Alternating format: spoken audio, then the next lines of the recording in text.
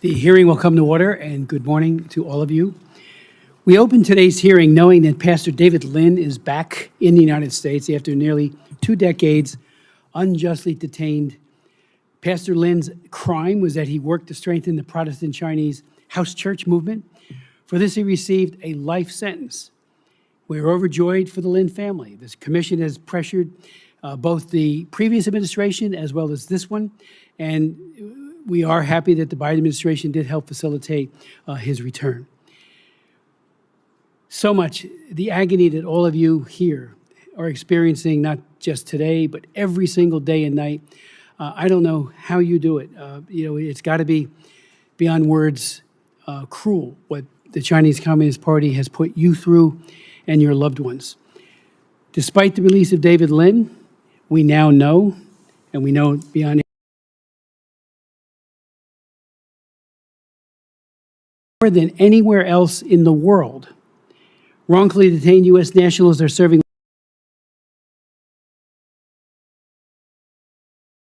Mark Swidan, Kai Lee, Nelson Wells, and Dawn Michelle Hunt know these hard facts. You know these hard facts all too well. They have all languished far too long in Chinese prisons. The Foley Foundation identifies 11 wrongfully detained Americans in China, including those subject to exit bans. John Kam, however, the preeminent expert on political prisoners in China, estimates that there are 200 or more Americans, citizens, coercively detained, with 30 Americans being held under exit bans, where U.S. citizens are stopped from leaving China to settle economic disputes or to coerce their relatives to return to China to face alleged crimes. This is absolutely unacceptable.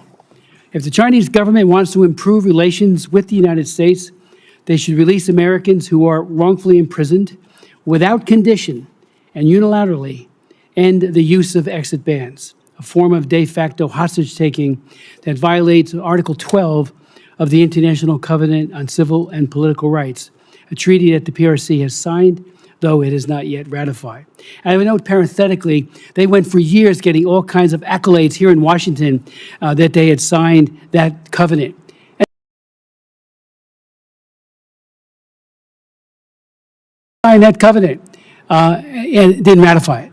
And it's not enforceable anyway, but it is a good statement of principles, and we wish that they would at least ratify it.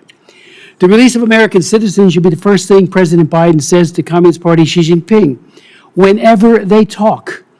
Their names should be said so often that Xi Jinping memorizes them.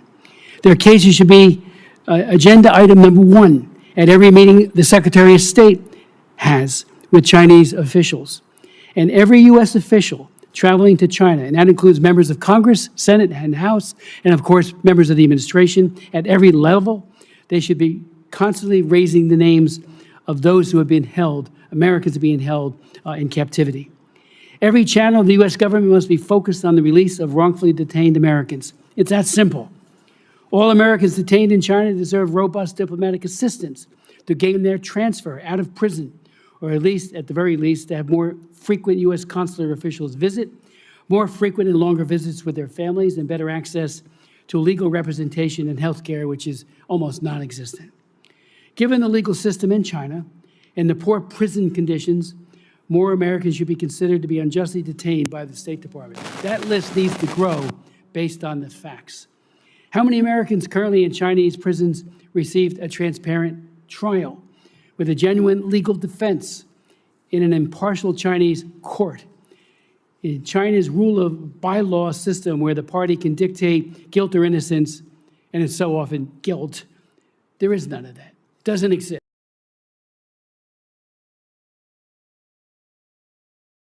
Of the poor conditions in PRC prisons, where Chinese and foreigners alike are forced to work long hours, where they are often tortured or mistreated by guards and other prisoners, where they suffer from insufficient medical care and nutrition. Your testimonies today about what you and your families have endured while jailed should be, and we will submit it as evidence of torture to the UN Committee Against Torture for its coming review of China. We need more people speaking out. There's been far too few voices. And of course, the UN has a golden opportunity, particularly UN Committee on Torture, to speak out and to do so robustly. I will ask our staff to work with you to submit your testimonies to the UN High Commissioner for Human Rights and the U.S. mission in Geneva. But that's just a start. Given the number of Americans detained and the Chinese Communist Party's willingness to engage in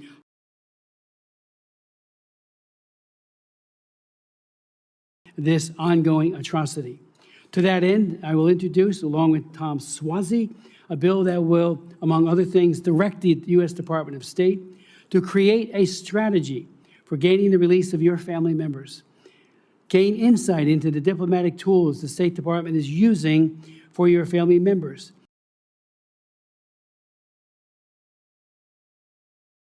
.078, bolstering efforts to bring hostages and wrongfully detained U.S. citizens home. Seek more transparent information from the State Department about cases of your loved ones, including gaining access to the resources in Congress allocated to assist families with the financial burdens of advocacy. I know this is a very tough and emotional day for our witnesses, but every day and every night is tough and emotional. Again, I don't know how you endure it. No amount of words or empathy from us can replace your missing loved ones.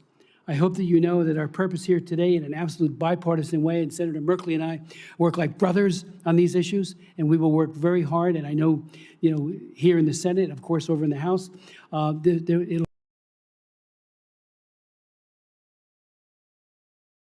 not personally done enough either. And so it's time we did more as well. Thank you so much for being here. Your loved ones are in our prayers. I yield to my good friend and colleague, co-chair, Senator Merkley. Thank you so much, Chairman Smith, for convening this hearing, and much appreciation to each of you for coming.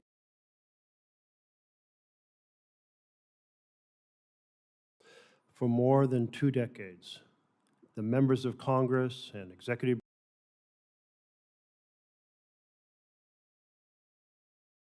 who have been unjustly jailed by Chinese authorities for seeking to exercise basic human rights. Our commission maintains a political prisoner database that currently has 2,764 nationals of the People's Republic of China known or believed to be detained. And as the chairman pointed out, the Foley Foundation has a list of about a dozen individuals, American individuals, wrongfully detained in China, but estimates by human rights organizations go up to about 200 Americans detained. We don't know the exact number, but we know this: even one American detained as a political prisoner in China is one too many. If an American breaks the law in China, that individual can be prosecuted just as a Chinese national would be here in the United States. But here's the problem. Many laws of the PRC are not consistent with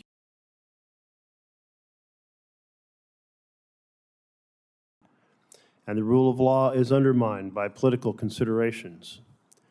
Now, our United States government has been developing some tools to try to counter this.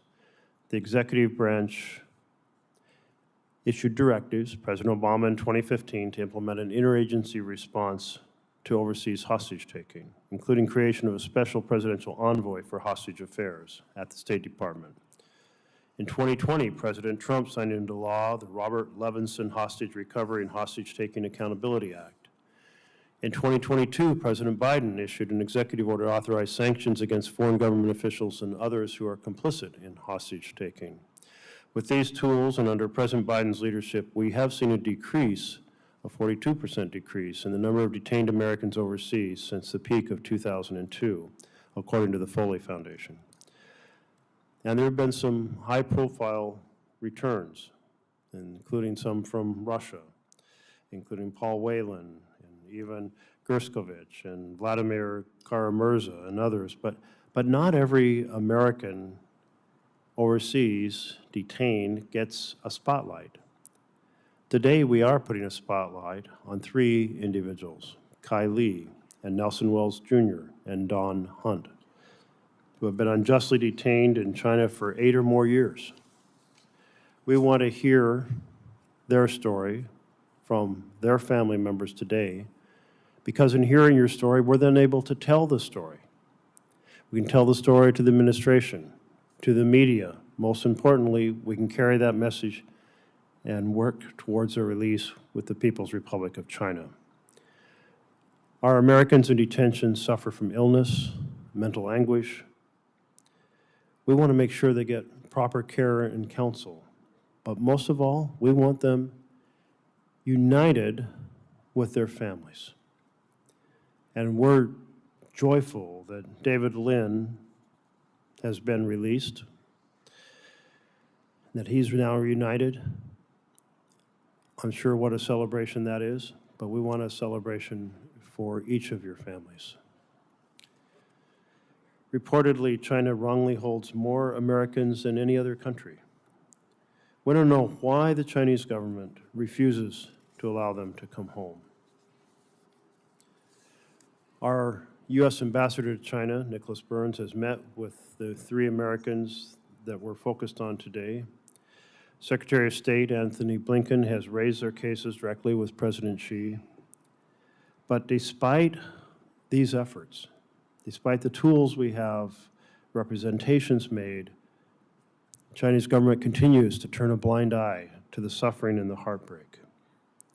So here today, we not only hear your stories, but your stories represent the stories of so many American families who have those detained. And they help inform both the details of the circumstances, but also help us ponder what more we can do, as Chairman Smith has suggested. We look forward to hearing from you. Thank you, Chairman Merkley.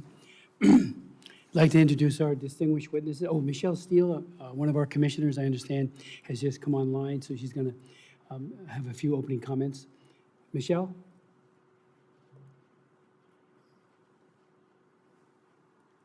Michelle, are you there? Oh, there she is. Good. Yes, Americans detained in China. As already mentioned, there are more Americans detained by the CCP than anywhere else in the world. But this doesn't stop at Americans. The CCP and other communist governments, such as North Korea and Vietnam, are imprisoning journalists, human rights defenders, religious figures, and dissidents.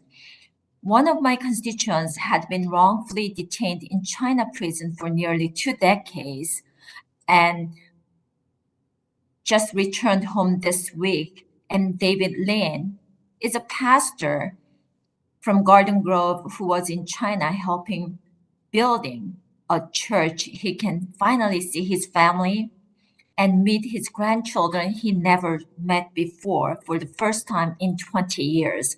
Mr. Lin isn't the first person to be jailed for life for committing contract fraud. It is appalling that the CCP requires Christian churches to pledge loyalty to the Communist Party. I'm grateful that he's back in the United States. I have other constituents who live in fear of their loved ones being apprehended by the CCP. One of my constituents has had a loved one tracked by text messages and arrested by CCP authorities while we were in process of helping them flee the country. According to Human Rights Watch, Vietnamese authorities have convicted at least 163 people since 2018 for exercising their rights to freedom of association or freedom of expression against the Vietnam Communist government. I have led many letters to President Biden with the names and sentences of journalists and other prisoners of conscience and urge him to take action to secure their release. As we speak, I'm advocating for the release and protection of Y. Quen Budap and urging his resettlement in the U.S. or Canada. He's a Vietnamese citizen and UN-recognized refugee being held in Thailand on false charges by the Vietnamese communist government. I have urged the State Department to designate Vietnam as a country of particular concern due to their human rights abuses. I especially requested Secretary Blinken prioritize addressing Thich Minh Chu, who has faced continued religious persecution by his government. And I'm hopeful that shining more light on communist authorities falsely detaining innocent people will help bring justice to those already in prison and prevent future detainments.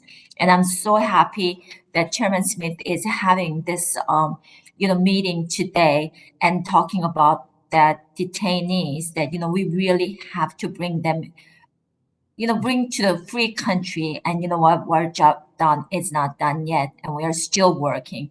Thank you for having this meeting today. Thank you so very much, Commissioner Steele, and thank you for joining us and for your leadership, which has been ongoing and very, very effective. I'd like to now introduce our very distinguished panel of people who are fighting so hard for their loved ones, beginning with Nelson Wells Sr. He's the father of Nelson Wells Jr. and a native of New Orleans, Louisiana.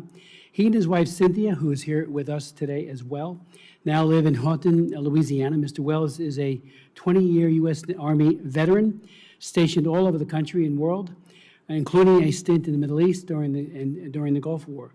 His wife, Cynthia, worked as an Army recruiter for the Department of Defense for 28 years. Both are retired and are now advocating full-time for their son's release. Then we'll hear from Harrison Lee, who is a doctoral student studying statistics, who has begrudgingly had to become a political advocate for his father. Never expected he would have to do this. Kai Lee. He is originally from Long Island, New York, and currently lives in San Francisco Bay Area. He serves on the steering committee of the Bring Our Families Home campaign, an advocacy group of families of Americans wrongfully detained around the world, working together to try to cut through the bureaucratic obstacles to getting assistance and information for their families of wrongfully detained Americans. His greatest wish is for his father to be home and in good health, to see him graduate next spring after missing his college graduation in 2018. We'll then hear from Tim Hunt, who is the brother of Dawn Michelle Hunt and a native of Chicago. He attended Whitney Young Magnet School and DePaul University and served as a Chicago police officer for 28 years. So thank you for that service, as well as to you, Nelson Wells, for your service in the military. But he worked everything: beat car, plainclothes, bicycle, mounted, and forensic unit roles. Serving and protecting the public is a family business, as his mother, father, and 3 uncles were all Chicago police officers as well. Tim retired in 2017 and has been advocating tirelessly for his sister's release from prison. We'll then hear from Peter Humphrey, who is a British sinologist who has spent half a century working and studying China and lived there for 25 years as a student, teacher, journalist, philanthropist, corporate due diligence detective, and then prisoner. In 2013, Peter and his American wife, Yu, I'm sorry for the pronunciation, were wrongfully imprisoned on false charges of illegal information gathering. Their only crime was to have offended someone with connections in the Chinese Communist Party. So it was all about revenge. Since his release in 2015, Peter created a support network, for the families of foreign prisoners to lobby for their welfare and for their release. Through his work, he has become a specialist on justice and imprisonment in China and is undoubtedly the leading authority on foreign prisoners in China. In addition to his work with families and wrongfully detained, he is also an external research affiliate at Harvard University's Fairbanks Center for Chinese Studies, occasional columnist and documentary advisor, and has been a guest speaker at universities and think tanks about China's judicial and penal system. So I would like to thank you for that great work. After suffering so much, you are just giving back so well to try to help all the others who have been left behind. I'd like to now yield to such time as he would like to take to Mr. Wells, Sr. Good morning, Chair Smith, Co-Chair Merkley, and the esteemed members of the Congressional-Executive Commission on China. Thank you for inviting me and our advisor, Peter Humphrey, to testify at this hearing on Americans detained in China. My name is Nelson Wells Sr. I am a native of New Orleans, Louisiana, and live in Houghton, Louisiana. I am appearing before you on behalf of my wife, Cynthia Wells, our family, and asking for your assistance in bringing home our son, Nelson Wells Jr., who has been unjustly imprisoned in China for 10 years. I served in the United States Army for 20 years, and Cynthia served at the Department of Defense for nearly 28 years. We have been stationed and traveled all over the United States and the world, and most often brought our 2 children with us. In the spring of 2014, we were awakened in the middle of the night by a call that no parent ever wants to receive. Paraphrasing, the mail caller said, "I am a companion of Nelson. He's in trouble. He's been arrested in China. They're going to kill him." Naturally, I thought this was a prank, a scam. We didn't even realize Nelson, then at 40 years old, was in China. When we called his wife in Japan, she learned that he had taken a trip to China, and we knew we had a problem.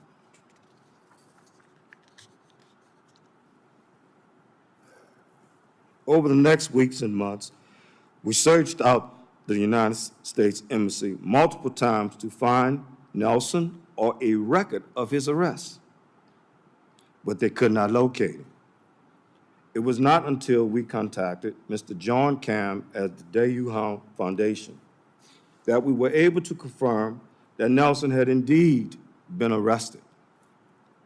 For Nelson's part, he had been incarcerated all that time in China, a country where he was only visiting, where he did not read or speak the language, and where he did not know if we were looking for him or even had he known it, he was arrested.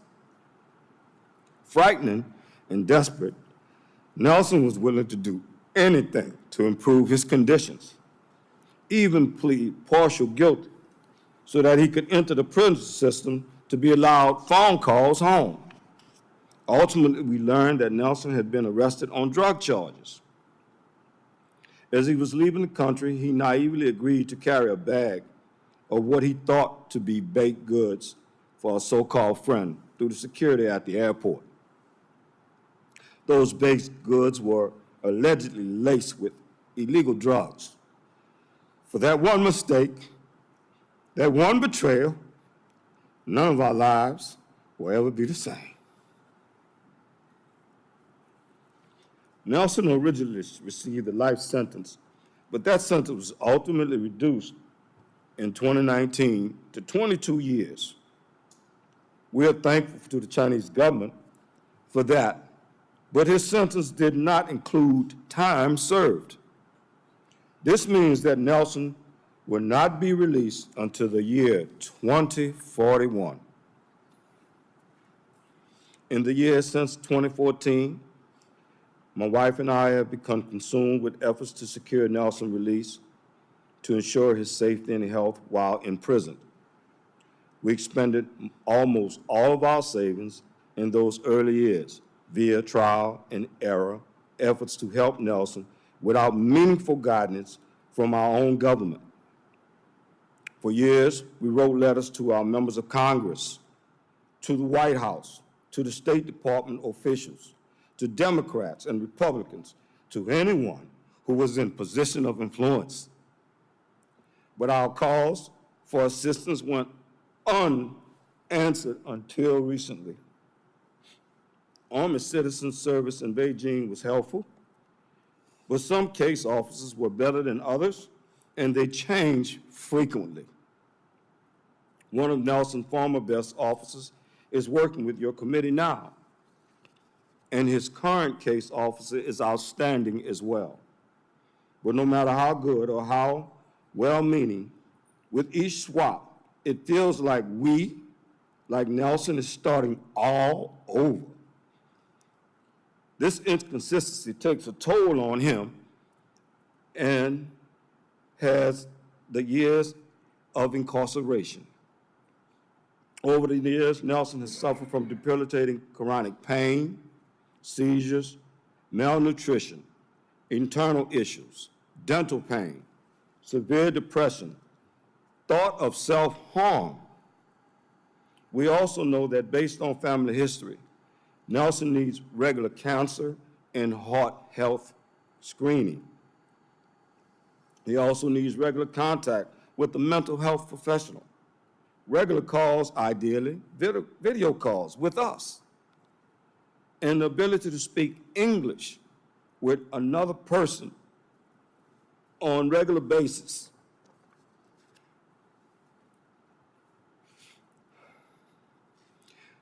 We're thankful to those who have helped us, but we often feel meaningful change is blocked at every turn. For example, Nelson is not considered a political prisoner or held unjust. We've been told that the humanitarian release is not a possibility. And although Nelson has also sought to utilize the 2018 law in China that allows for prisoners transfer to an American facility without a bilateral treaty with the home country, the United States still requires a treaty, and so Nelson remains in Chongqing prison. Whatever the path, we are asking, pleading this commission, with Congress, with the administration, and with the Chinese government to work together on behalf of our son to create a pathway for outright release or prisoner transfer to a home prison. I hope you will read my longer testimony and attachments so that you understand our full story. I look forward to answering your questions during and after the hearing. Learn more about my Nelson, my son, whom I love, and follow our story at www.nelsonwellsjr.com. Thank you. Thank you so much, Mr. Wells. Mr. Lee.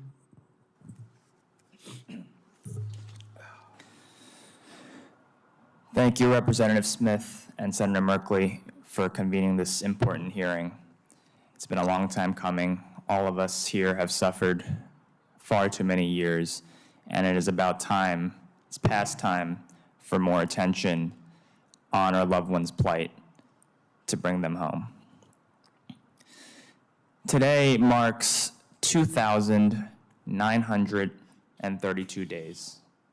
That's more than 8 years since my dad, Kai Li, was arrested in Shanghai, China. He spent 2 months under, quote, residential surveillance at a designated location, during which he was held at a secret location, interrogated day and night with no access to legal counsel. Then almost a year passed before he was subject to a closed-door trial, and another year went by before he was sentenced to 10 years in prison for stealing so-called state secrets, even though these alleged secrets can be freely found and searched on the internet, even in China. More than 3 years ago now, the United Nations Working Group on Arbitrary Detention issued a landmark decision calling for the release of my dad on the basis that his detention was in fact arbitrary. And yet, despite all this, in more than 8 years, we have seen no visible positive movement on my dad's case. Since 2022, I am fortunate to have gotten to know a really large number of families of American hostages and wrongful detainees around the world through the Bring Our Families Home campaign.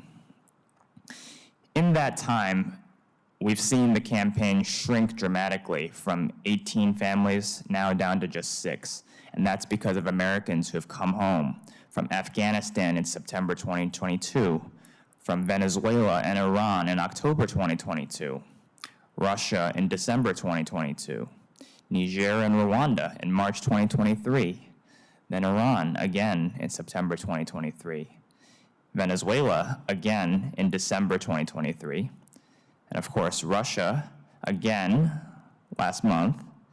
And finally, of course, just this past Sunday, we were thrilled to see that David Lin was finally released and reunited with his family after 18 years in China. In fact, I got that news just as I was on the train coming down here to DC.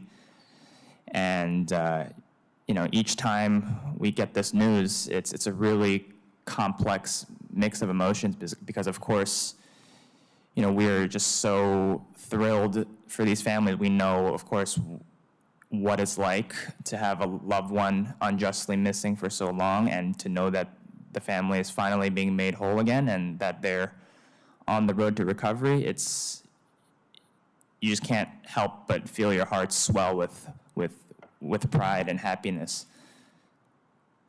But at the same time, it begs the question for us, what about my dad? When will it be his turn? One thing that has become clear to us in light of all of these recent developments is that when the various parts of our government, from the State Department to the National Security Council, all the way up to the president himself, when they put their heads together to come up with creative solutions, American hostages and wrongful detainees, in fact, do come home. Frankly, it's incredibly impressive seeing how last month's Russia prisoner swap materialized. Just the sheer level of effort and coordination it took really shows that these cases can be solved. And now, seeing an American finally come home from China last week in a major diplomatic breakthrough, to us, there's really no reason now why my dad, who has now spent more time behind bars than Paul Whelan, Al-Sukar Masheva, and Evan Gershkovich combined, cannot come home too. Unfortunately, time is not on our side. No matter who wins November's presidential election, we will have a change of administration. And we know from experience, unfortunately, that means months or even years where absolutely no progress on these cases will be made.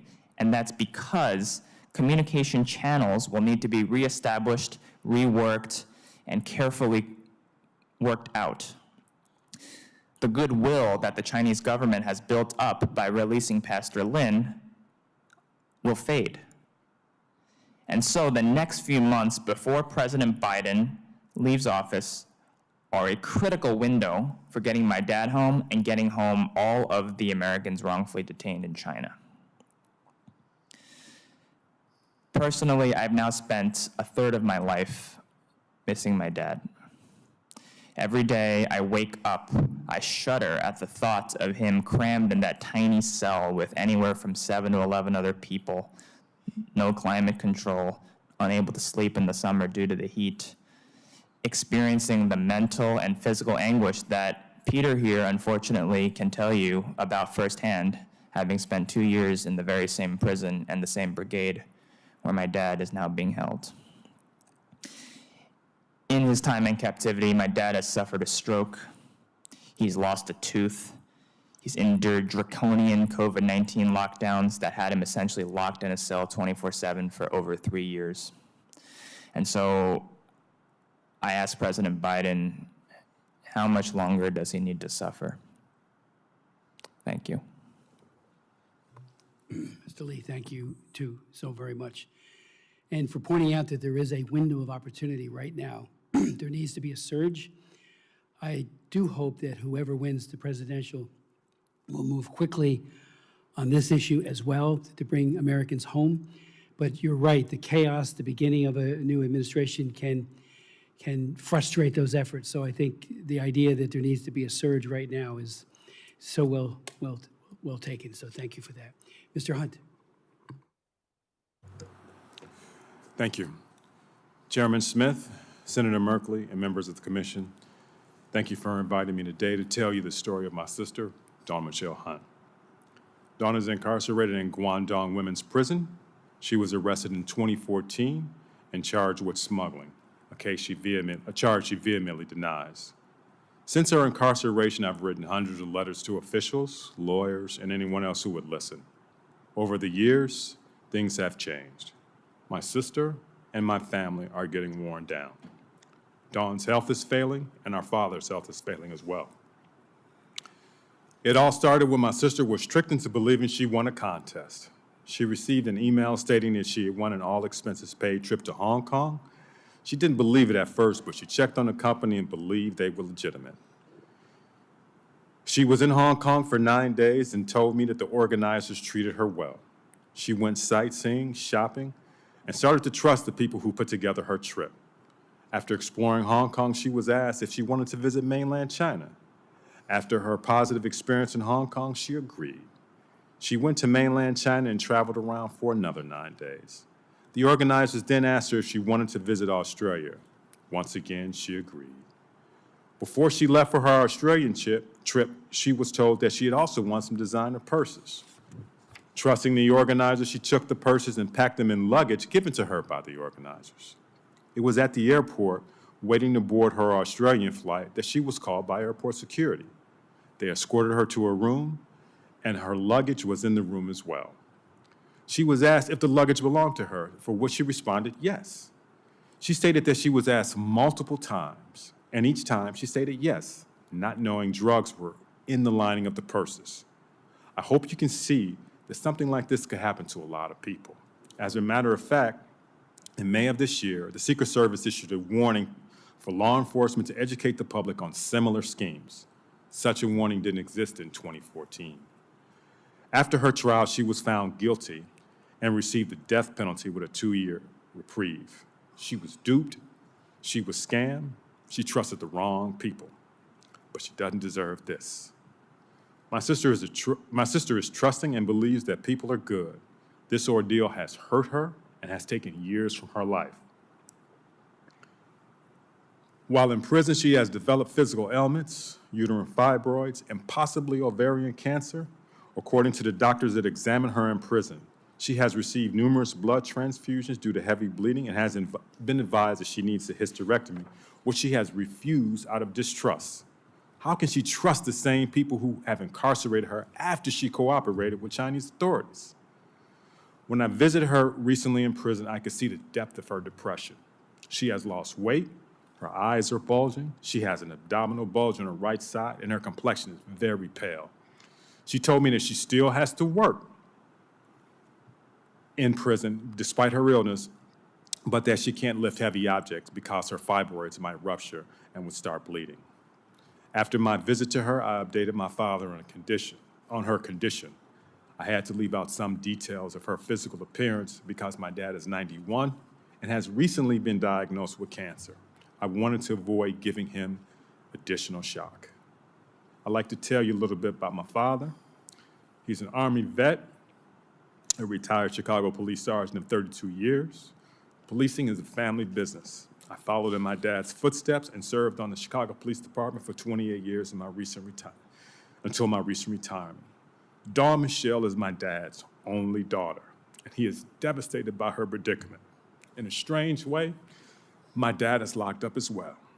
He is worried with all this, he's not going to live long enough to see his daughter free and safe. He's getting worn down just like my sister. We've gotten our hopes up and down over the years, only to be disappointed again and again. This hearing today offers us some new hope that Dawn will not be forgotten. I've come to learn that Chinese law allows for transfer of prisoners out of China and doesn't require a bilateral prisoner extradition treaty. It is our hope that this mechanism can be used by the State Department to get Dawn Michelle out of prison, get her the medical care she so desperately needs, and get her back home. And I also like to add that my sister sent me a handwritten letter. And in this handwritten letter, she refused the surgery. And she said, and I'm going to quote, to bring some of her own words to this hearing, I, Dawn Michelle, refuse to take the surgery and will hold China liable for all the consequences from August 11, 2021 in regards to my tumor and safety of my life. I say this because China knows, in addition to the U.S. Embassy, that Dawn Hunt is innocent and has been since June of 2016. There is written documentation of the status in the courts and computers of Guangzhou #1 Detention Center. She also goes on to say, and I'm going to quote this, she says, the American government has sided with China and knows of my innocent status from Judge Zhang He-Tang on May of 2016, but did nothing for their own citizen and did not prevent me from coming to the Chinese prison, but left me out to dry, end quote. Gentlemen, this isn't political for me and my family. I'm just asking you, as a brother, just bring my sister home. Do whatever it takes. Just bring her home. Thank you. Thank you, Mr. Hunt, and thank you. Mr. Humphrey.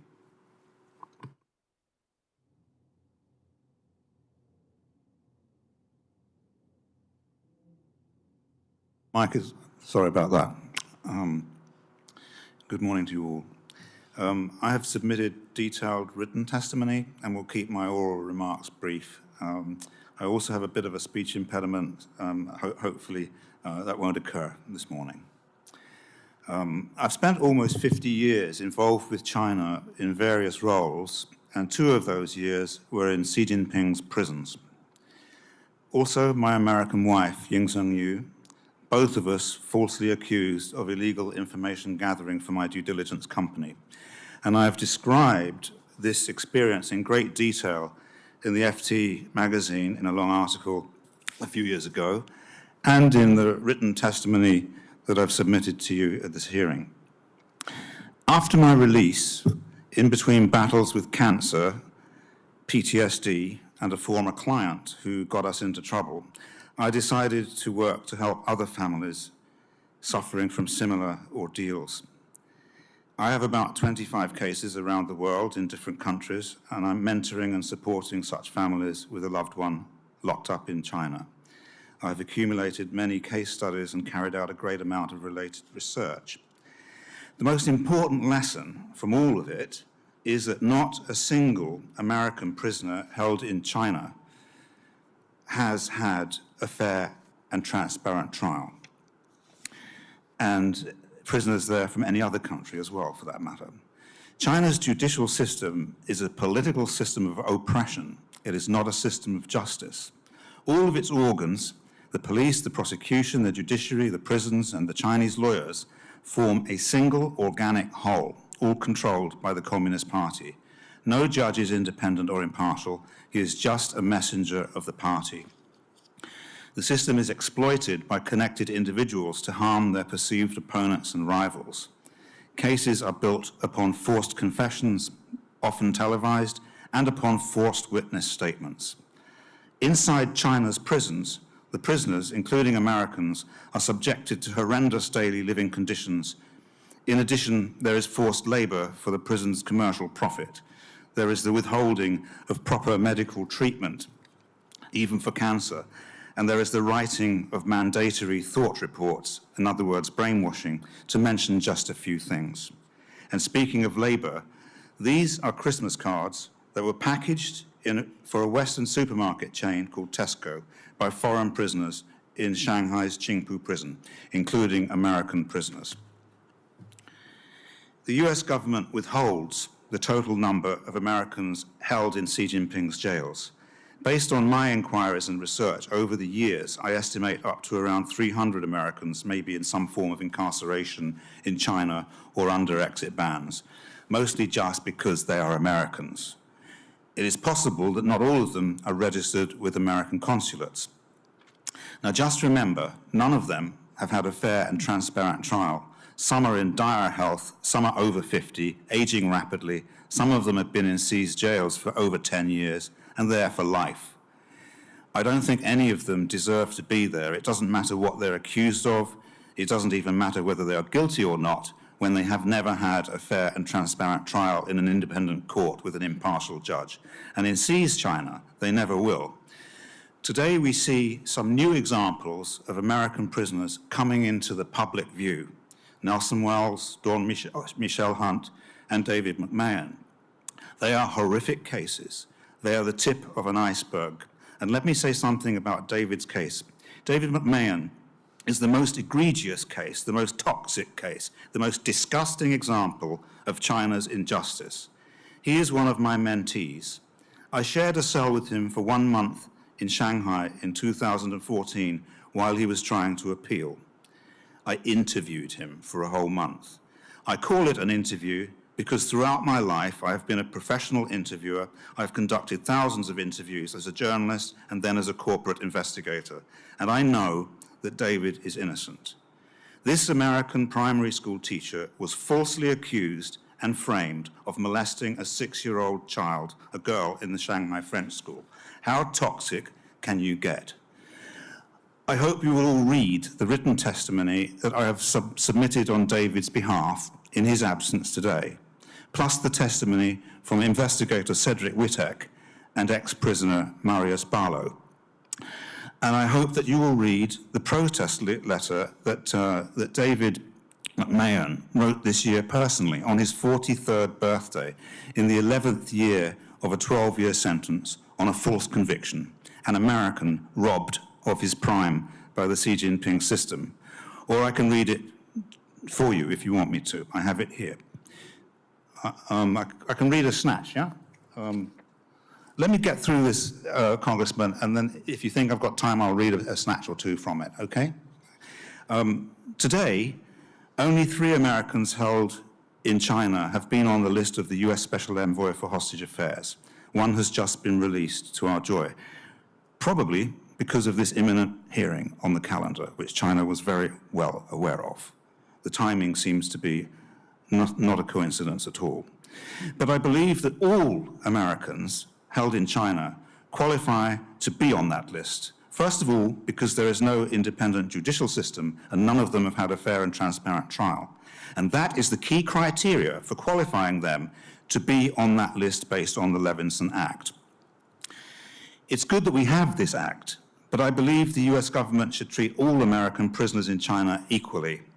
I believe the US government must abandon its policy of non-intervention in these judicial cases in China and should intervene in them all.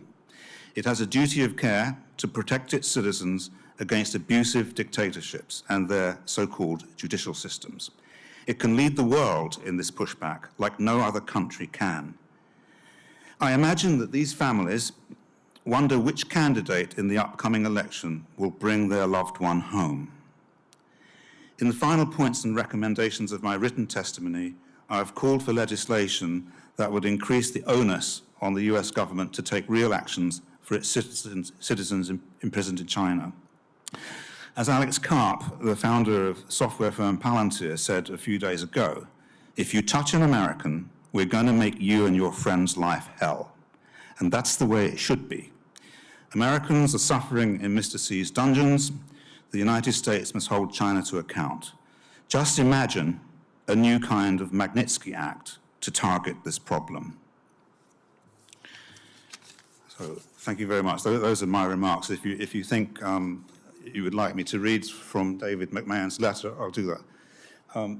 My name is David McMahon, and I've been imprisoned for the past 11 years for a crime that never happened. Maybe you've heard of me. I've sent letters to Ambassador Burns and to Roger Carstens, but neither has responded to me. I'm hoping you will. You is referring to the Consul General Scott Walker in Shanghai. I get released, as far as I know, in 1 year. Actually, it's next May. I think it's probably too late for anyone in the State Department to try to help me get released.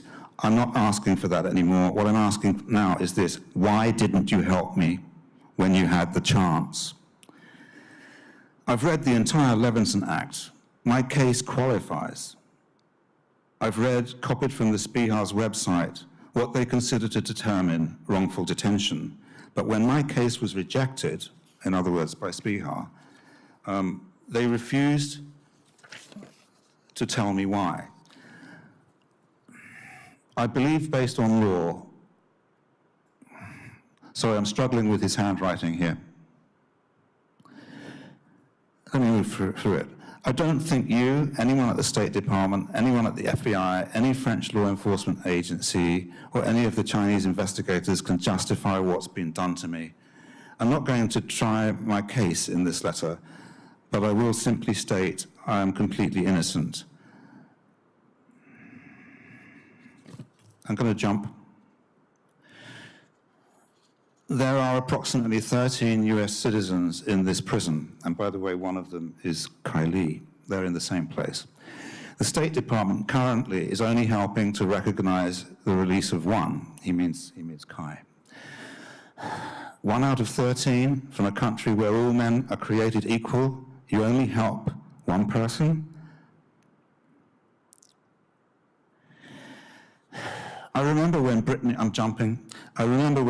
Griner's story was in the news. I don't believe for a moment that she was a drug trafficker, but let's be clear, she brought a small amount of illegal drugs into Russia. Her arrest was not in any way arbitrary. She was not arrested because of her race, sexuality, nationality, religion. She was arrested because she had drugs on her. And while the sentence handed to her was absurd, make no mistake, she was kind of guilty. Now I look at the Levinson Act and I look at the SPIHA's website and I ask myself, how the hell does her case qualify for help? I'm wrongfully imprisoned.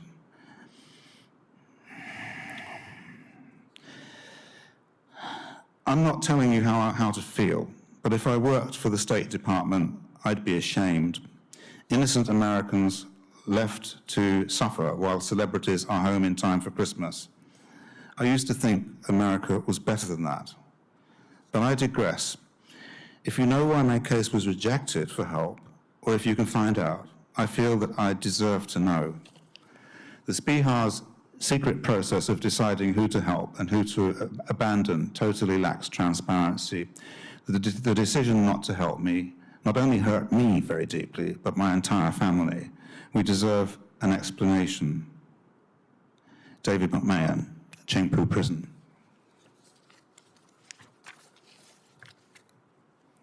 Peter, thank you. We do have a short video from Catherine Swidan, the mother of Mark Swidan. She could not be here, but she asked that we play it right now.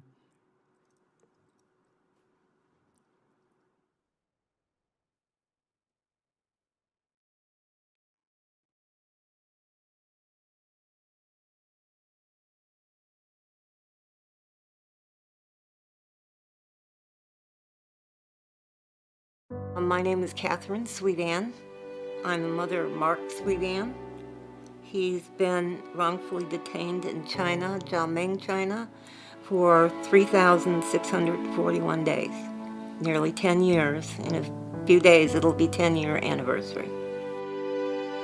The way I would describe Mark is he's a good man, he's funny, he's very smart, he's also gracious, loves his mama.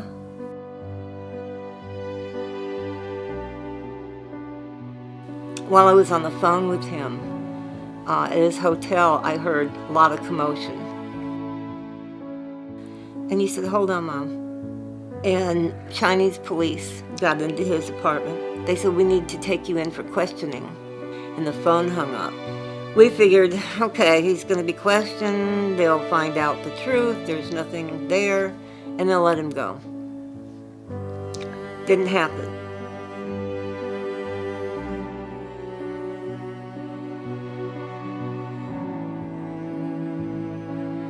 I just can't fathom what Mark is going through.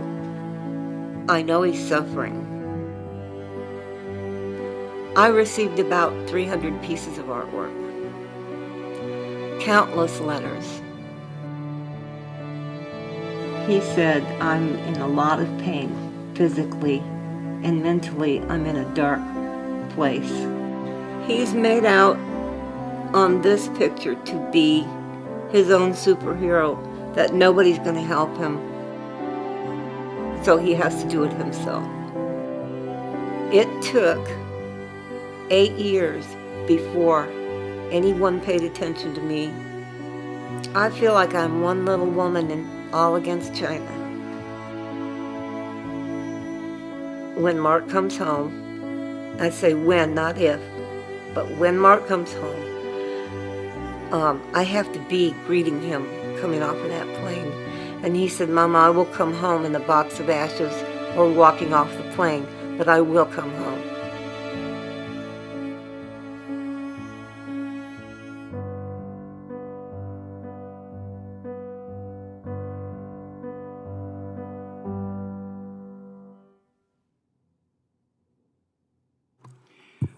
Catherine, thank you for producing and submitting to this to this commission that very moving video about your son. I know you're watching and know that, like our very, very distinguished people here who are advocating for their loved ones, we will work on that case as well as a commission and do everything we can. And Peter, thank you for the way you have taken the cruelty you suffered and your wife and now have turned it into advocacy and with the precision of a journalist, asking all the right questions and doing everything you can to assist and to get us in government to do our part. Because we, again, there's some well-meaning people, but we don't do enough. And I think we have to triple our efforts. And this hearing, to me, is a pivot point for us to take that next series of steps. And again, Mr. Lee, your thoughts that this is a time for the Biden administration to really triple its efforts before it leaves. I agree with that. If that does not happen, know that we will try with whomever wins the White House to make this a very highest priority. These are Americans. These are your loved ones. And we can't sit by and say, well, there's only a few that are on the list. And I mean, that is absolutely, I love the statement that you gave from David McMahon, who to help and who to abandon. I mean, that says it all. All have to be helped. All have to be helped. And, I read the New York Times piece, Tim, about your, Mira Wiesenthal, who parenthetically has testified before my committee in the past. She is an absolute truth teller, and she writes for the New York Times. And it was a very moving piece that she did. She did quote that your father, I believe it is, had said that he believes that she has been raped by the guards. And, of all things, a family of police officers who have protected innocent people your whole life, your father, your relatives, to have that kind of indignity, that cruelty imposed upon her, that, again, motivates all of us, I think, to triple our efforts as well. And we will, I guarantee it. I do know, and I know, Mr. Wells, you are concerned about this as well, that African Americans have been maltreated, perhaps even more so because of racism. I remember reading extensively about African students in China were mistreated so very often. So, there they are studying in China and not being well treated. So there is a significant racist issue that an undertow of hatred towards Africans and African Americans that has to be taken into consideration. But all people are equal and need to be protected. But we need to be aware of that. And that needs to come into the equation as well. I would ask you if you could, the whole idea of not having a treaty or a way of transferring, again, a trickle of people that are on there, on the list, that is unacceptable. As you said, Peter Humphrey, all these trials are sham trials. all these processes that are undergone, that if you're accused, you're guilty, that's it. And it's just how long you're going to serve, and on trumped-up charges to boot. So there is no judicial independence. The judges are all part of the Chinese Communist Party apparatus, and we need to realize that and not, put our head in the sands like ostriches, and kind of like say, well, we can't deal with that. Trumped-up charges, that's the worst game in the book. I could be trumped up if I go to China tomorrow. They could trump up. I'm barred right now from going because of my advocacy. But frankly, if I go, I am always aware that something can be put into my suitcase. Something can be, because they come in and they check your suitcases anyway. They rifle through them when you're in a hotel. It might be harder to do somebody that's an elected official, but not beyond. Your families are total risk. So, window of opportunity, we need to surge. But the surge has to go right into the next administration. This has to become the priority. These Americans have been left behind, the Chinese, Xi Jinping has proven beyond any reasonable doubt that in the annals of history, he will go down as one of the worst dictators. But that doesn't mean everybody around him has to be complicit in that. There are people who hopefully will say, well, wait a minute, time out. The maltreatment needs to stop. It brings dishonor to the Chinese Communist Party to treat people in this horrendous way, and not honor. Yeah, they're feared, big deal, but it brings dishonor and loss of face to so mistreat people and trump up charges. And I get your point about, with David Lin, so what about your families? You were so happy for him to be released, joyous, but I understand the sense of disappointment that you feel anew. Hope rises, but and again, this idea of celebrities always getting, the additional focus, whatever they are, And I'm glad that reporters and basketball players, I'm very glad that they get out. But you're all celebrities, especially in the eyes of God. We're all equal in the eyes of God, and all people are equal and need to be treated so. So I would ask that all of us focus on that too. I mean, the media doesn't cover, the hardworking American man or woman, or like your sister Tim, who got tricked. How easy it is for them to trick your sister as they did. So I would just ask if you'd want to respond to that, the idea that there should be no differentiation between a celebrity and somebody who's, a good, honest, hardworking person like yourselves.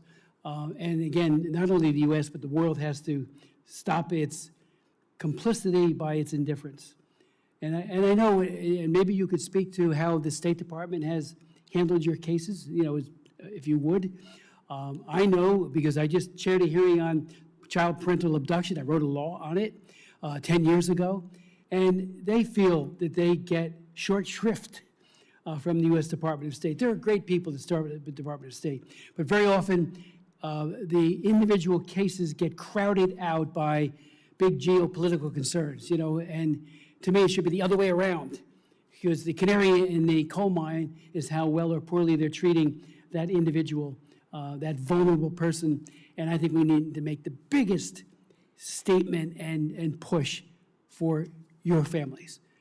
They're Americans. They need to be rescued. So if any of you would like to speak to how well or poorly you think the State Department, and not out of any fear of retaliation, we're all here to work for you. And that goes for the U.S. Department of State, it goes for the President, it goes for members of Congress, House, and Senate. So, you pay our salaries, you elect us. We have an obligation, a duty, to respond as aggressively and as effectively as we can. And again, Tim, reading that New York Times piece, just, again, the mistreatment, and Mr. Wells as well, because they're African-American, that's a further abomination in this process. So if any of you would like to speak to that, Mr. Hunt. Yes, thank you, Senator. The State Department, American Citizen Services, they have been helpful in some ways. When my father went to visit my sister, he actually missed his flight. And when I went to pick him up, he wasn't on the flight, and I thought he was detained as well.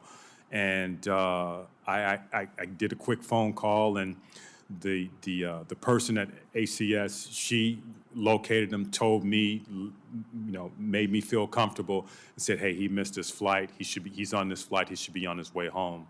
However, as Mr. Wells stated, that these officers, they change quite frequently. So I'm not trying to downplay it, but it's almost as if when you call someone or when you write an email, it would be the same as if you have a problem, you call customer service and they say, oh yeah, well, I'm gonna transfer you to another department, and then you have to explain it all over again. And unfortunately, that being, I'm not trying to make light of it, but that's sort of what it is. And if it's that way with us, imagine how it is trying to get information from the prison about our loved ones if the counsels, the officers who are taking care of our loved ones, if they continue to change. They don't know our loved one's story. They don't know if they need medical attention, and they don't know if what they're going through because they're new. And try as they must, they have to get caught up to each individual case. And just to bring out quickly, it took me between 6 and 8 months to visit my sister because the Chinese prison didn't submit the paperwork to give to ACS so I can have permission to see her. However, ACS was helpful in facilitating my visit, but it took that long for me to have that visit arranged. Mr. Lee. Yeah, thank you, Chair Smith, for asking the question. I will say, I echo Tim's statements, about ACS. They, for the most part, try their best to help.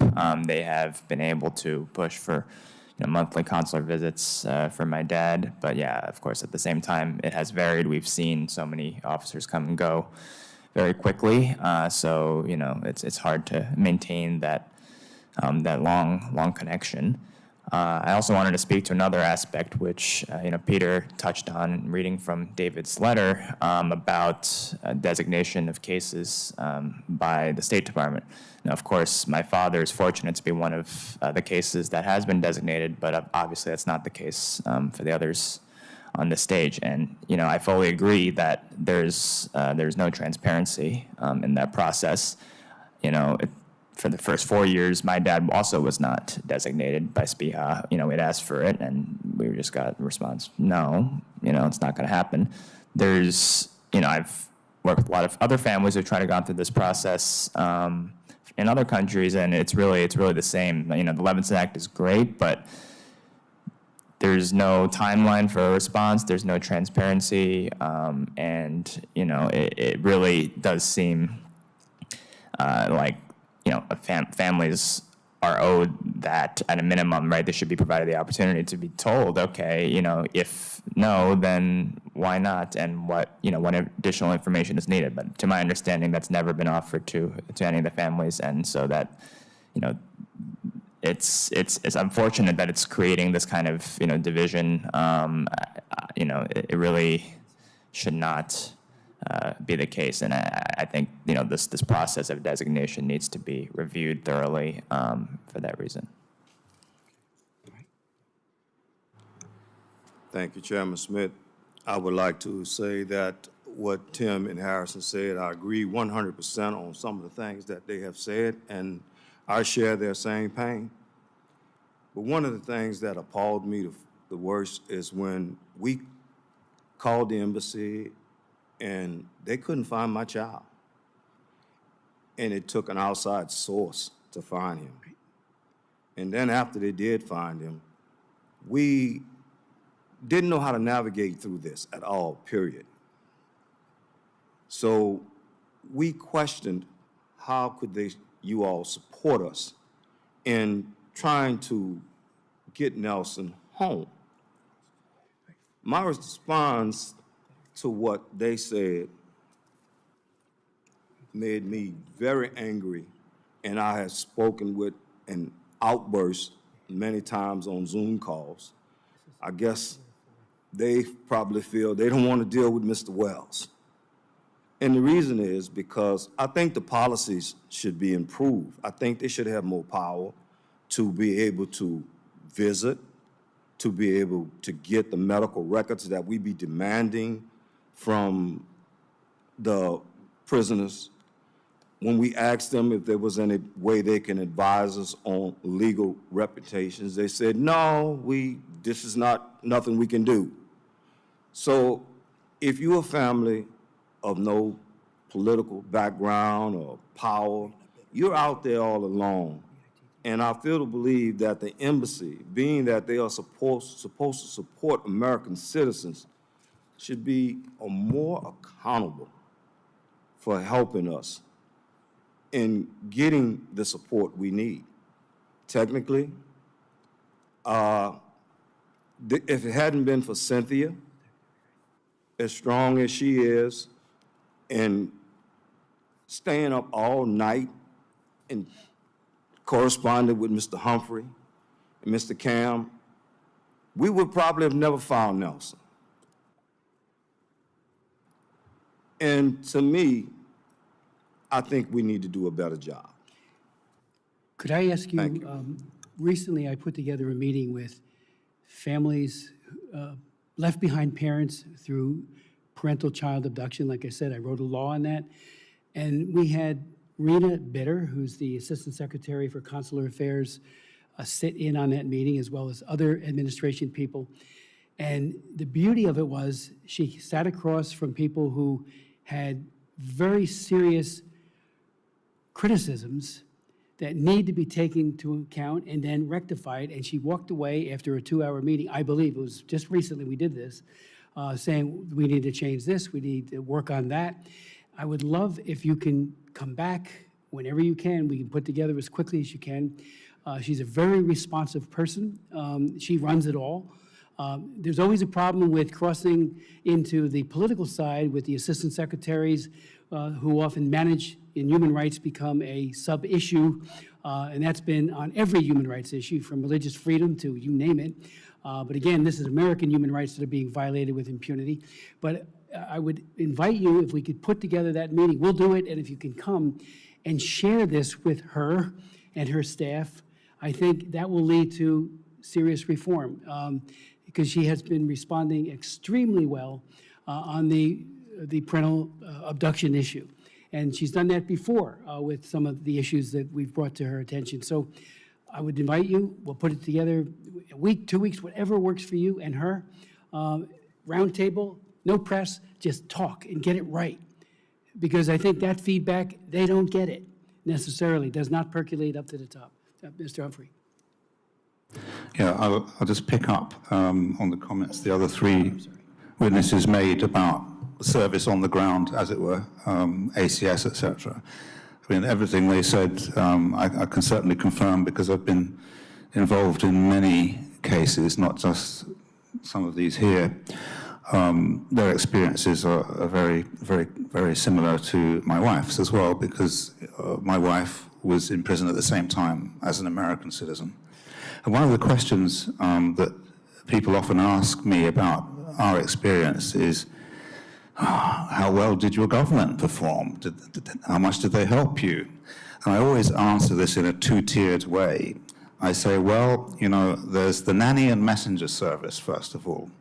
And that's, you know, the service provided by consular officers who visit people in the prisons, and they're allowed to bring messages and letters and sometimes reading material and so forth, and to carry messages from you back to your family.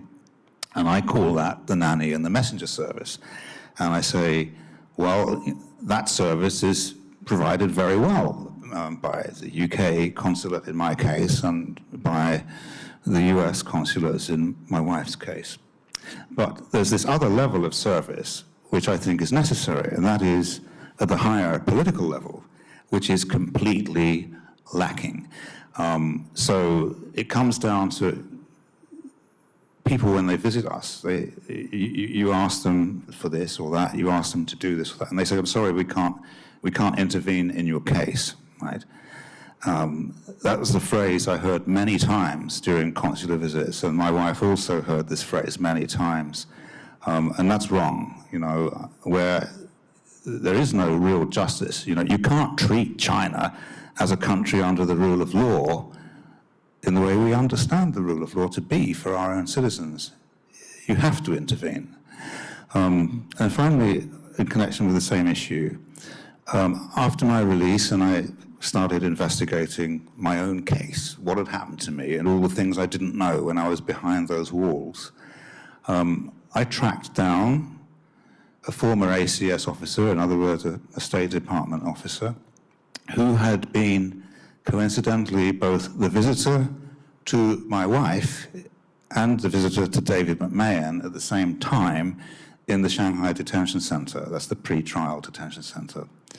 I tracked him down and I interviewed him twice for a couple of hours as part of my investigation. And he told me, how he would come away from visits to David McMahon feeling very, very troubled because, and then he said, there's a film I want you to watch. It's called The Hunt.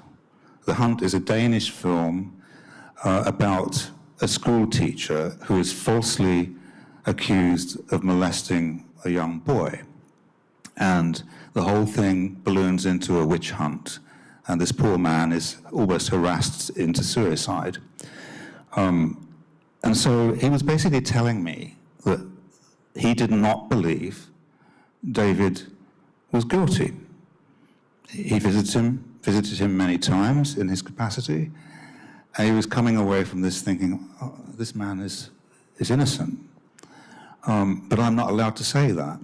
And when his superiors found out that I had been talking to him about this, he was silenced. Yeah. So I find this very unacceptable, and I think it's an illustration of this problem of we cannot intervene. We absolutely must intervene in these cases. Senator Merkley.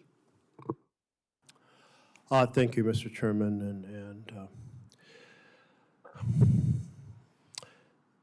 Mr. Wells, in your testimony, you note that the American Citizen Services in Beijing was very helpful in arranging visits or helpful in visiting, calling, communicating, reporting back.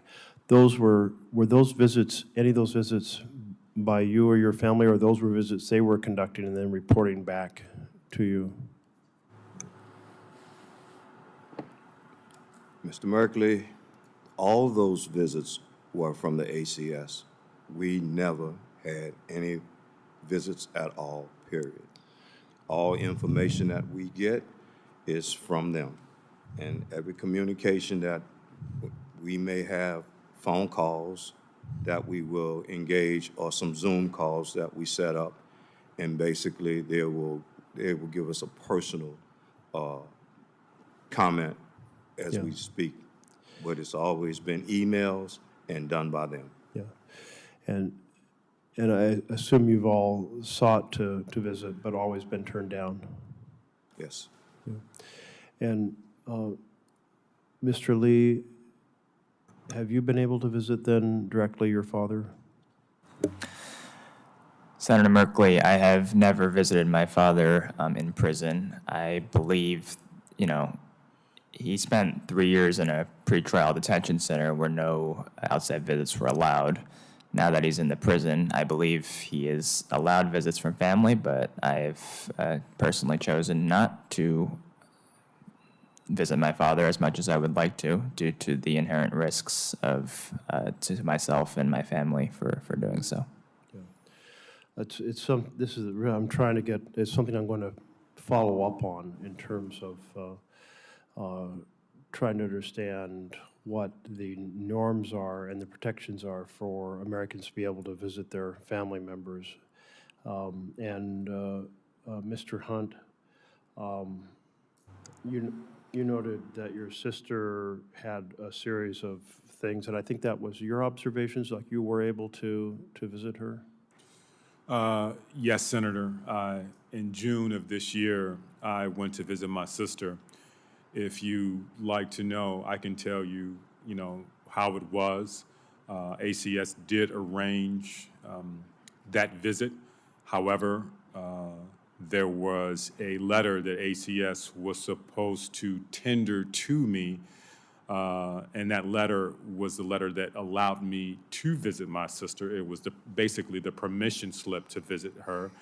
And they didn't give it to me till the day of my visit. So there was nothing that I had before that except the communication from ACS, but not the communication that from the Chinese government that had their seal and their stamp that allowed me to visit. So I was still visited her without that letter. And I just want to bring up, just to highlight a point, that I didn't access my emails once I was in China.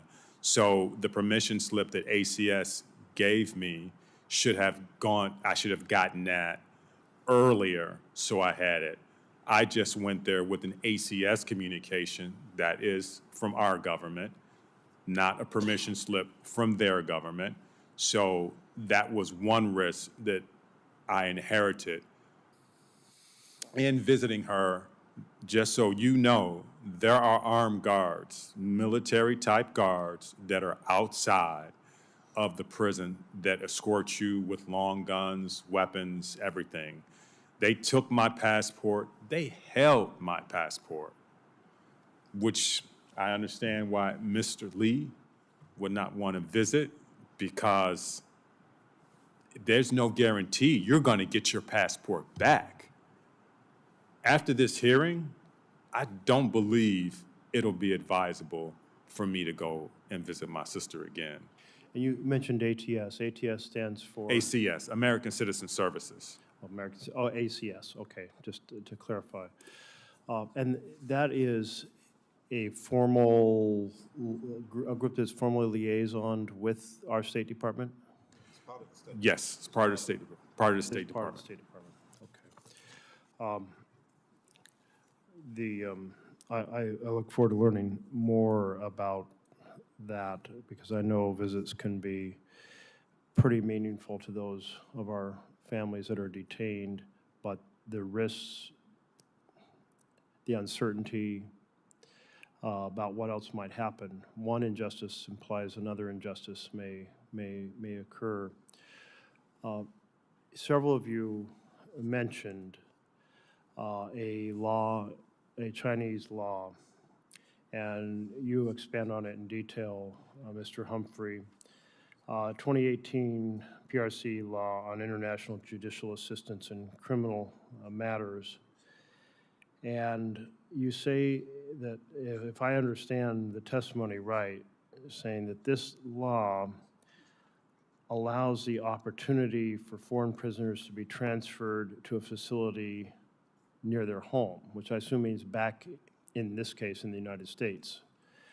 But then you note, to the best of my knowledge, the United States government has never explored this mechanism on behalf of any individual. Are there other governments that have been able to utilize this? Has Canada been able to utilize this? Has European countries been able to utilize this? I know of two cases, successful cases by France, bringing citizens home that way. The other cases are not so prominent countries, not so obvious democracies, such as Turkey, for example. But France has been very diligent in helping its citizens get out of these situations in China. So at least one Western nation has been able to utilize this.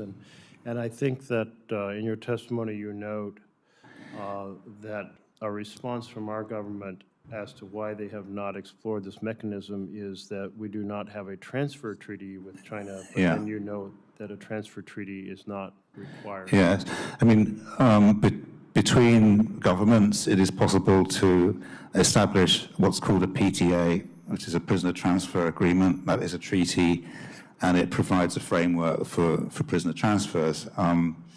I know a lot have been done with some of the Middle Eastern countries, but America doesn't have one. Some European countries do, and they have used the treaty mechanism to manage transfers.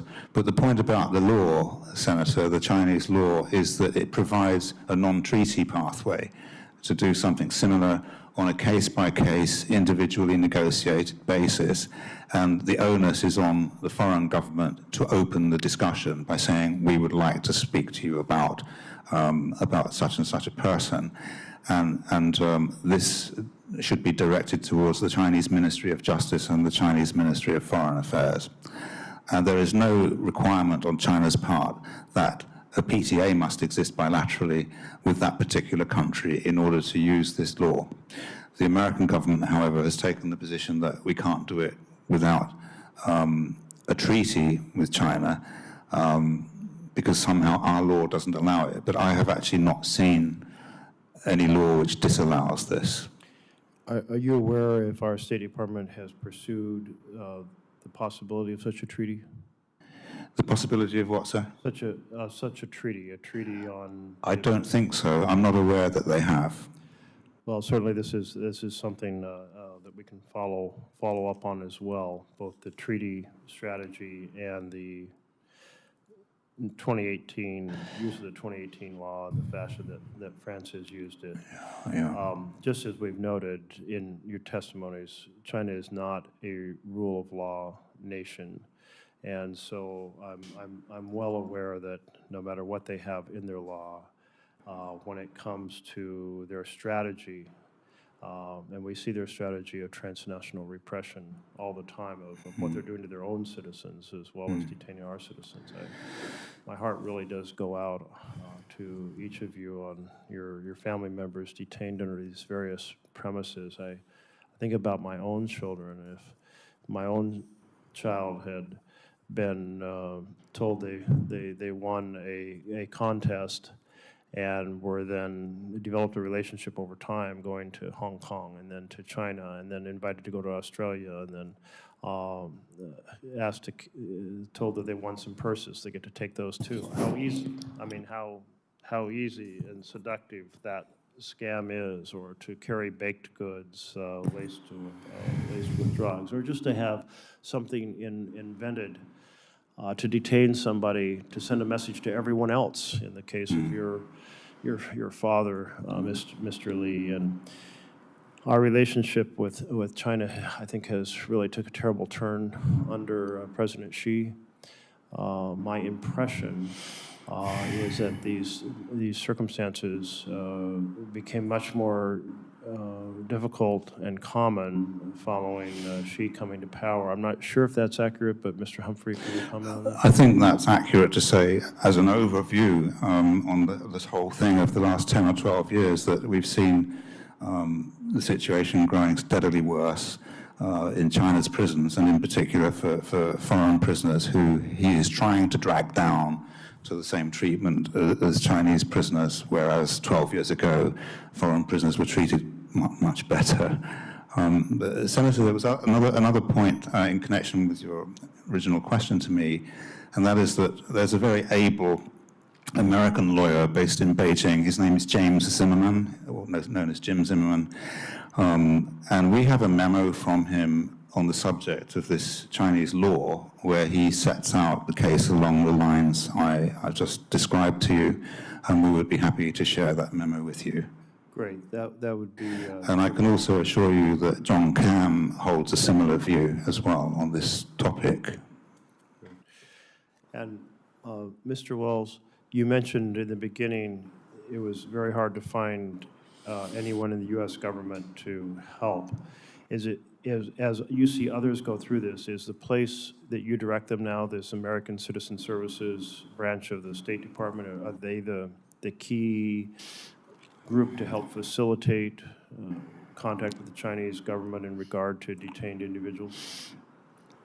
Yes, I think that's something that they definitely need to improve on. And one of the things that was brought to my attention, Mr. John Cam, because he's a great advocate, there was always a list. Whenever an American was detained overseas, that would come on his radar. And the shocking thing was, when we spoke to him, he said that, I'm surprised that Nelson didn't come on our radar. So when we contacted the embassy, he was able to find him before the embassy was. And I'm like, confused because it took his information for him to give it to us and for us to give it to them. And that was when they were able to find him. No, that does raise real questions about what network existed that our government didn't succeed in accessing when you were in need. You've given us, you've shared your stories, which, as I mentioned in my initial statement, by you speaking to us, you're really speaking to our nation. And this process publicizes not just your individual cases, but the overall challenge that we face with citizens being detained in China. And so, and you've given us some ideas of how we might pursue improvements. So thank you very much for taking the time and effort to be here. I hope that there is a celebration in each of your futures. You're not only helping your own family members, you're helping many other families as well. Thank you. Thank you, Senator. Just to conclude, have any of you had any contact with our ambassador, Nicholas Burns? Has he been in contact with you? No? Yes? Yeah, I will comment that in our case, Ambassador Burns has been in touch with their family.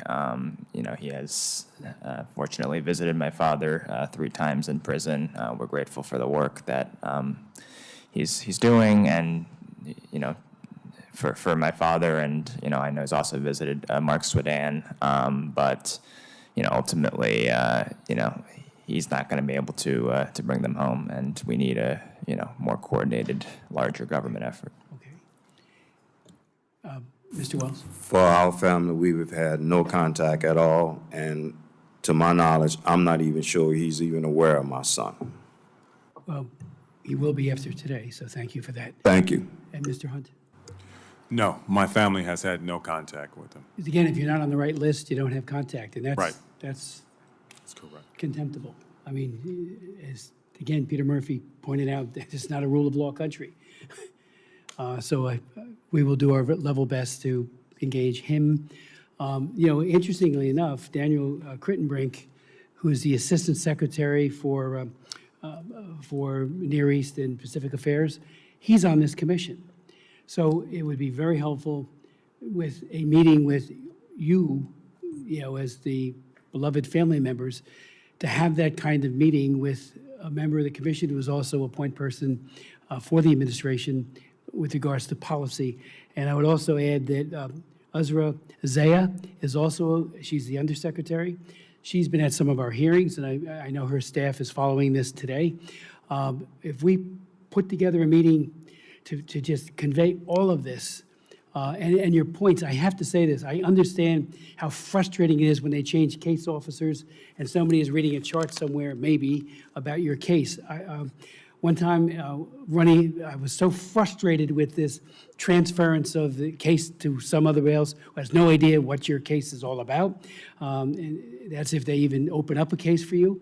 It reminded me I'm a big Seinfeld fan, and there was one famous episode where George Costanza had the Penske file, and he kept holding the file, saying, I've got and nothing was happening with it.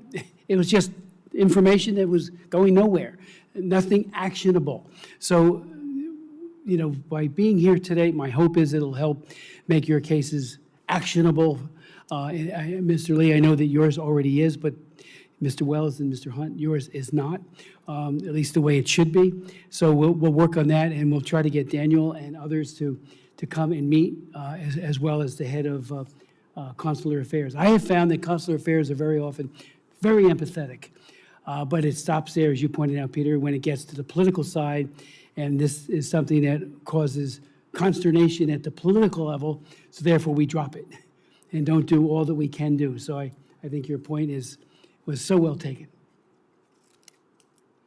Michelle Steele, by the way, is still with us.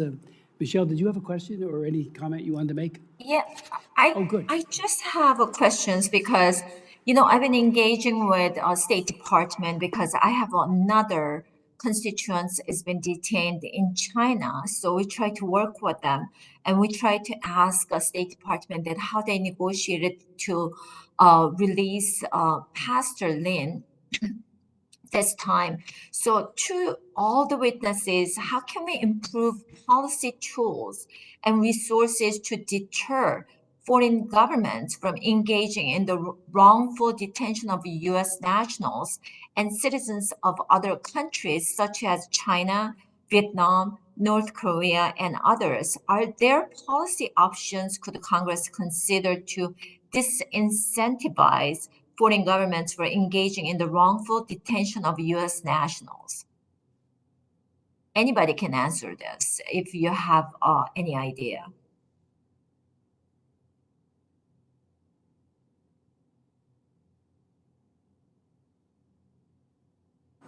It sounds to me really like a question for senators and congressmen to address. I don't think any of us really are qualified to make such suggestions at a really high level.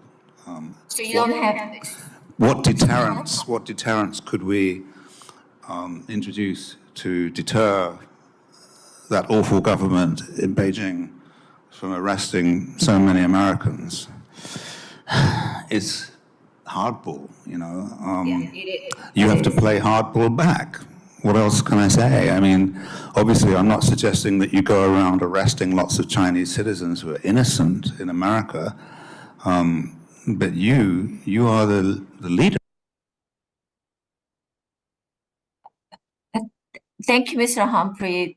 The thing is that, what we've been working with State Departments a lot of times that we get very frustrated and, open up the conversation. That's the more of the State Department's issue, that it was the one I asked. But you know what? Let's go the next.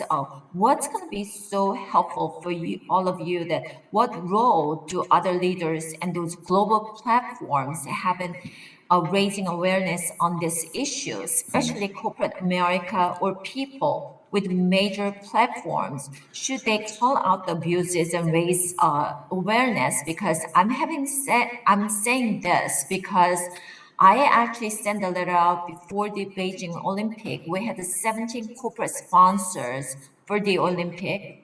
They spent billions of dollars, and I asked them, can you use a little bit of that platform to find out, to let whole world know that what China is doing, how China is abusing the system, and they're the one detaining our, it's not just our, U.S. citizens, but at the same time, the human rights violations that they've been practicing. It's just awful that, we hear those stories.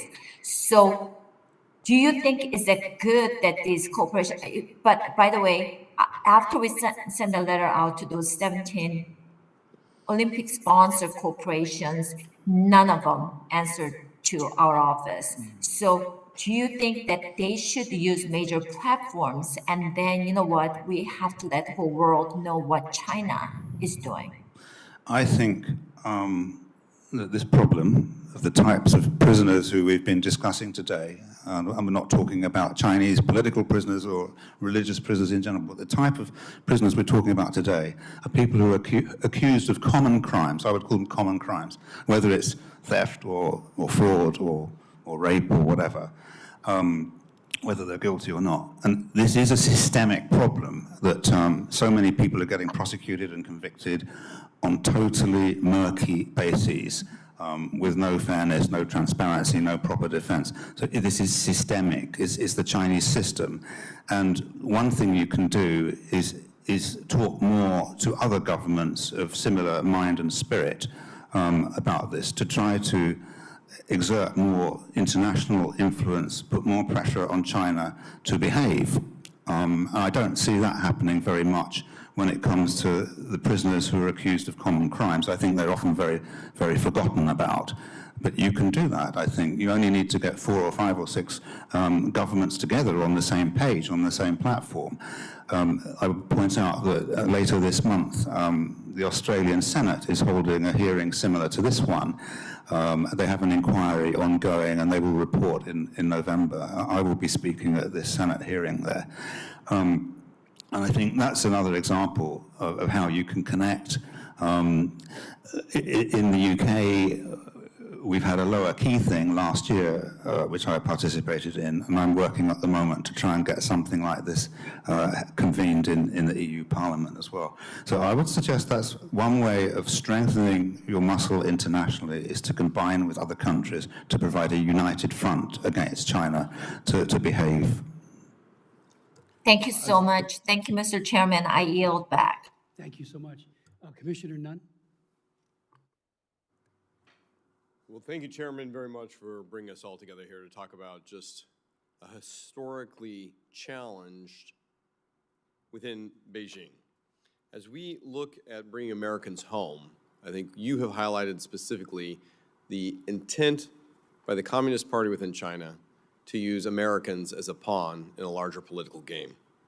So let me be clear from the get-go, Mr. Chairman, that any nation that holds Americans hostage to exert their political will against the United States is first and foremost responsible for those Americans' safety and their safe return to the United States. And second, that the full weight of the American people is looking on those countries to be responsible actors in making sure those hostages are brought home. We expect our citizens to be treated well, and we expect them to be released. As an Air Force officer for more than 2 decades serving on our nation's front line, I know that no mission is complete until every American makes their way back to U.S. soil. It is completely unacceptable, even though China is our #1 trading partner, that there are more Americans detained in China than anywhere else on earth. Due to the lies and deceptions by the Chinese Communist Party, we are unsure exactly of how many Americans are even being held today on the mainland in China. But what we do know is that our fellow Americans, including this incredible panel before us today, is on the front line of exposing how many Americans are being held in captivity, including Kai Li, Nelson Wells Jr., and Don Michelle Hunt. Each face unknown health concerns, potential threats of torture, mistreatment at the hands of the CCP. I want to begin by thanking each of you for taking time to come here today to share your stories and be the face for so many stories that remain unspoken at this time. The threats from the CCP range. We know that it's false imprisonment for trumped-up charges of espionage simply for preaching Christianity in China, to family members who were detained and used as political pawns against the United States. These Americans have unjustly and unfairly found their freedom stolen by the Chinese Communist Party. It's our duty today to bring attention to these very important cases and work hard to ensure that we bring all of our brothers and sisters back home. So thank you each, and Mr. Humphrey, I'd like to begin with you. You are a China expert. You're a former CCP detainee yourself. In fact, in June of this year, 4 citizens from my state, teachers from Iowa, teaching at Cornell, were viciously attacked in rural China, simply for being Westerners. But certainly it appears that the attack may have been propagated by an anti-West feeling stoked by local officials. According to ABC News, these 4 instructors from Cornell were brutally attacked simply by bumping into a 55-year-old Chinese national. There seemed to be an overall hostility towards Westerners throughout the region. So I want to begin. Does the CCP look for opportunities to target, attack, and arrest ordinary citizens while operating in China? Yeah, what we can say, I think, is that the CCP under Xi Jinping's leadership, in other words, him, has fostered an atmosphere of xenophobia in China during his reign. And we've seen it expressed initially in policies towards the outside world, and we've seen it expressed in constraints and harassment of foreigners in China. But there's an element in the Chinese population which takes these kind of signals as signals to get rough with people. And I mean, there was a prisoner, American prisoner held in the same cell as Nelson Wells some years ago. He's out now. He's a footballer, and his name's Wendell Brown, up in Detroit. And he was certainly a victim of that type of arrest, where he was working, coaching in China, and he started to get bullied in a bar because he was with a Chinese lady, and some local people started a fight with him, and he got arrested and jailed for brawling. I think he was held for a few years, 2.5 years, something like that. And a skillful Chinese lawyer got him out in the end with a reduced sentence. That's an example of this atmosphere that you're talking about, Commissioner Nunn. Xi Jinping has engendered an atmosphere of hatred of the outside world in China today. Not everyone buys it, but the kind of people who beat up, your 4 guys from Iowa, they were victims of precisely this atmosphere which he has created. He came to power saying, we need to clean up all this foreign trash we've got in China. And that was precisely the time when we saw this wave of people getting arrested and imprisoned in the category of Dawn Hunt, Nelson Wells, and Mark Swidan. They all were taken in that period as that atmosphere was being whipped up by the new Xi Jinping regime. I hope that answers your question. No, Mr. Humphrey, thank you very much. And let me first say, as somebody who has worked as a counterintelligence officer in Guangzhou, the large swath of Chinese people truly believe in a greater humanity. And it's a salute to those who are trying to push back against this type of brutality coming out of it. Yeah. But this is clearly a dictate coming from the CCP, trying to identify leverage, in my opinion, against the United States. And their tactic now has become this incarceration of U.S. citizens to use as leverage. And this I agree. From Hamas or anyone else. Yeah, I agree with you entirely. Let me ask this. When the CCP arrests and detains American citizens, what do you believe is the ultimate goal when they take these individuals in, as you know, for brawling years in a Chinese detention facility? I mean, I think, in a way, they see it like as a warehouse, right? And they're building up inventory in that warehouse to trade off when they need to. In fact, one of my detention center guards, a senior one, once said to me, "We're just a warehouse. We move people in, and at some point in time, we move people out." So that metaphor is very applicable, I think. They're building stock to trade on. That is frightening. And I think absolutely something we would say in the military, building a stock of blood shits that they get to cash in that happen to be U.S. citizens that they're housing. In your words, and I think is correct, warehousing American citizens for a time that they want to gain leverage over the United States. Can I just briefly, what are their tactics that they're using? You noted instigating a brawl to be able to identify them. Are these intended targets? Are they looking across the board? Is it happenstance? How do they go after what you call these common crimes to be able to draw a noose around an American? I do think it's partly happenstance and opportunism when an opportunity arises, and it involves those kind of people, those kind of Chinese people, those elements. They take the opportunity. I mean, I know many cases where foreigners, including Americans, have been subjected to this treatment over the last 10, 12, 15 years. It's been quite common. And Mr. Humphrey, you brought up a very good point here. This is not unique to just the United States. I couldn't hear you. I said this is not unique just to the United States. Well, they are targeting other nations as well. Could you share with us who else is being targeted in these wholesale roundup of foreigners? I think the Japanese are a particularly favorite target because even though there's not such a large number of Japanese in prison in China, they're harassed a lot because there's a lot of hatred towards the Japanese nation in China. But we see it also with Australia. Australia has a substantial number of prisoners in China.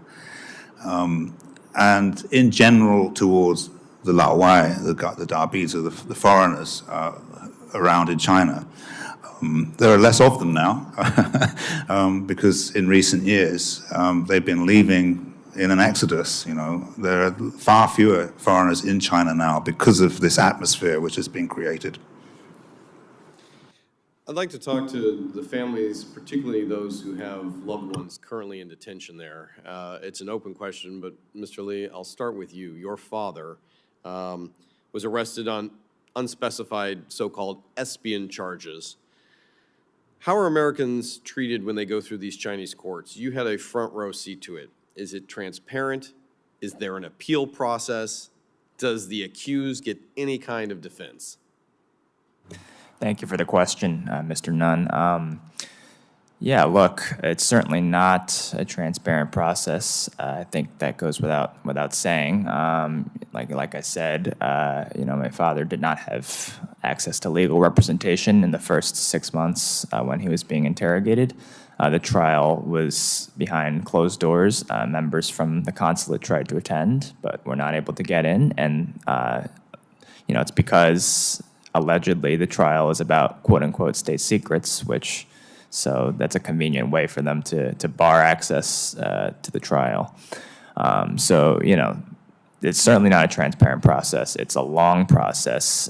For my father, it was 2 years from initial detention to sentencing. For a lot of others, it's been unfortunately much, much longer.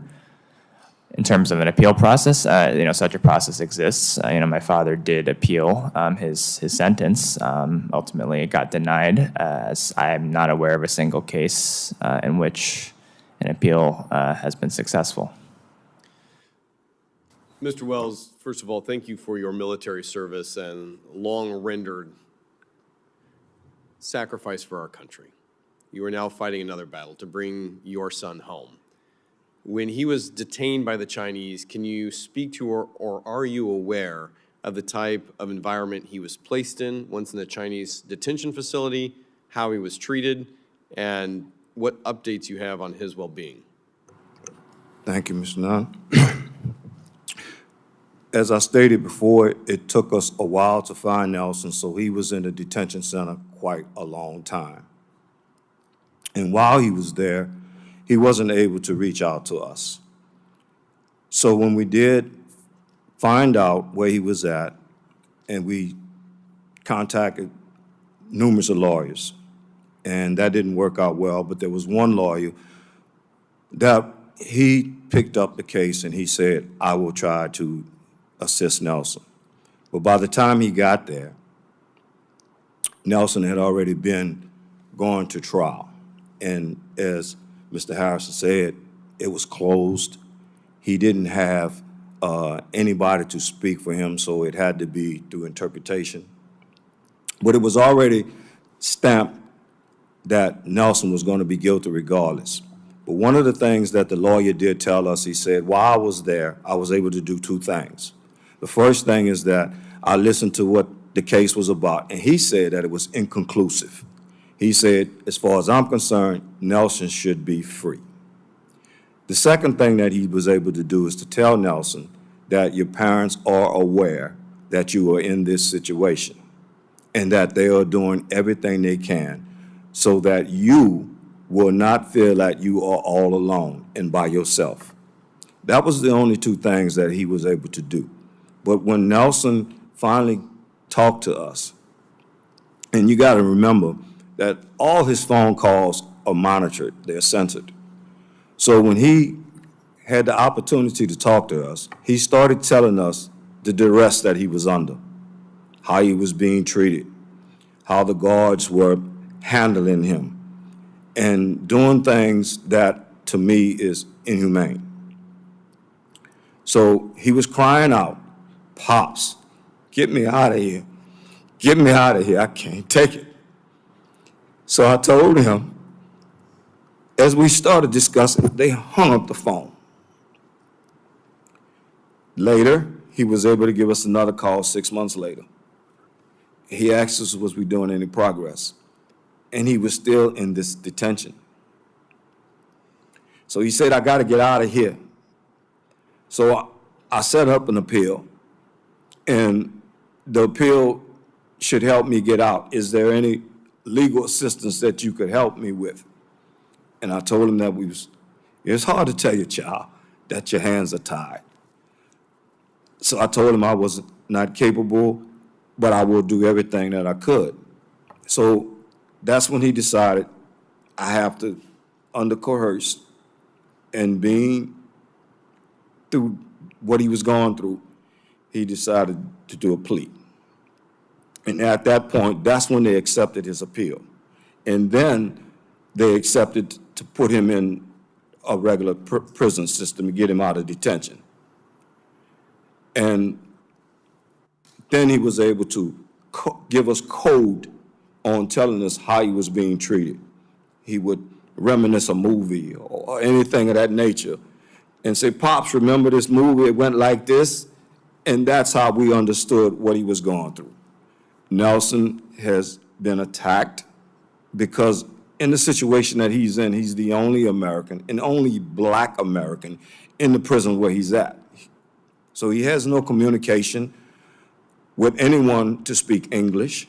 So everything he does, it has to be within himself, eternal. All the guards are Chinese, all the inmates are Chinese. And so he has been attacked just for who he is, being American, a Black American. He has been put in the hospital several times, as well as the fact he's been attacked by guards, which was just recently.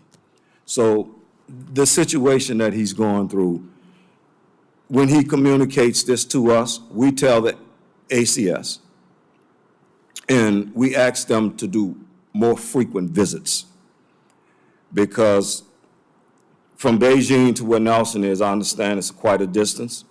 So they will only go see him at 3 months, every 3 months. Well, we were requesting that they would go see him at least once a month because of the fact he's out there on his own.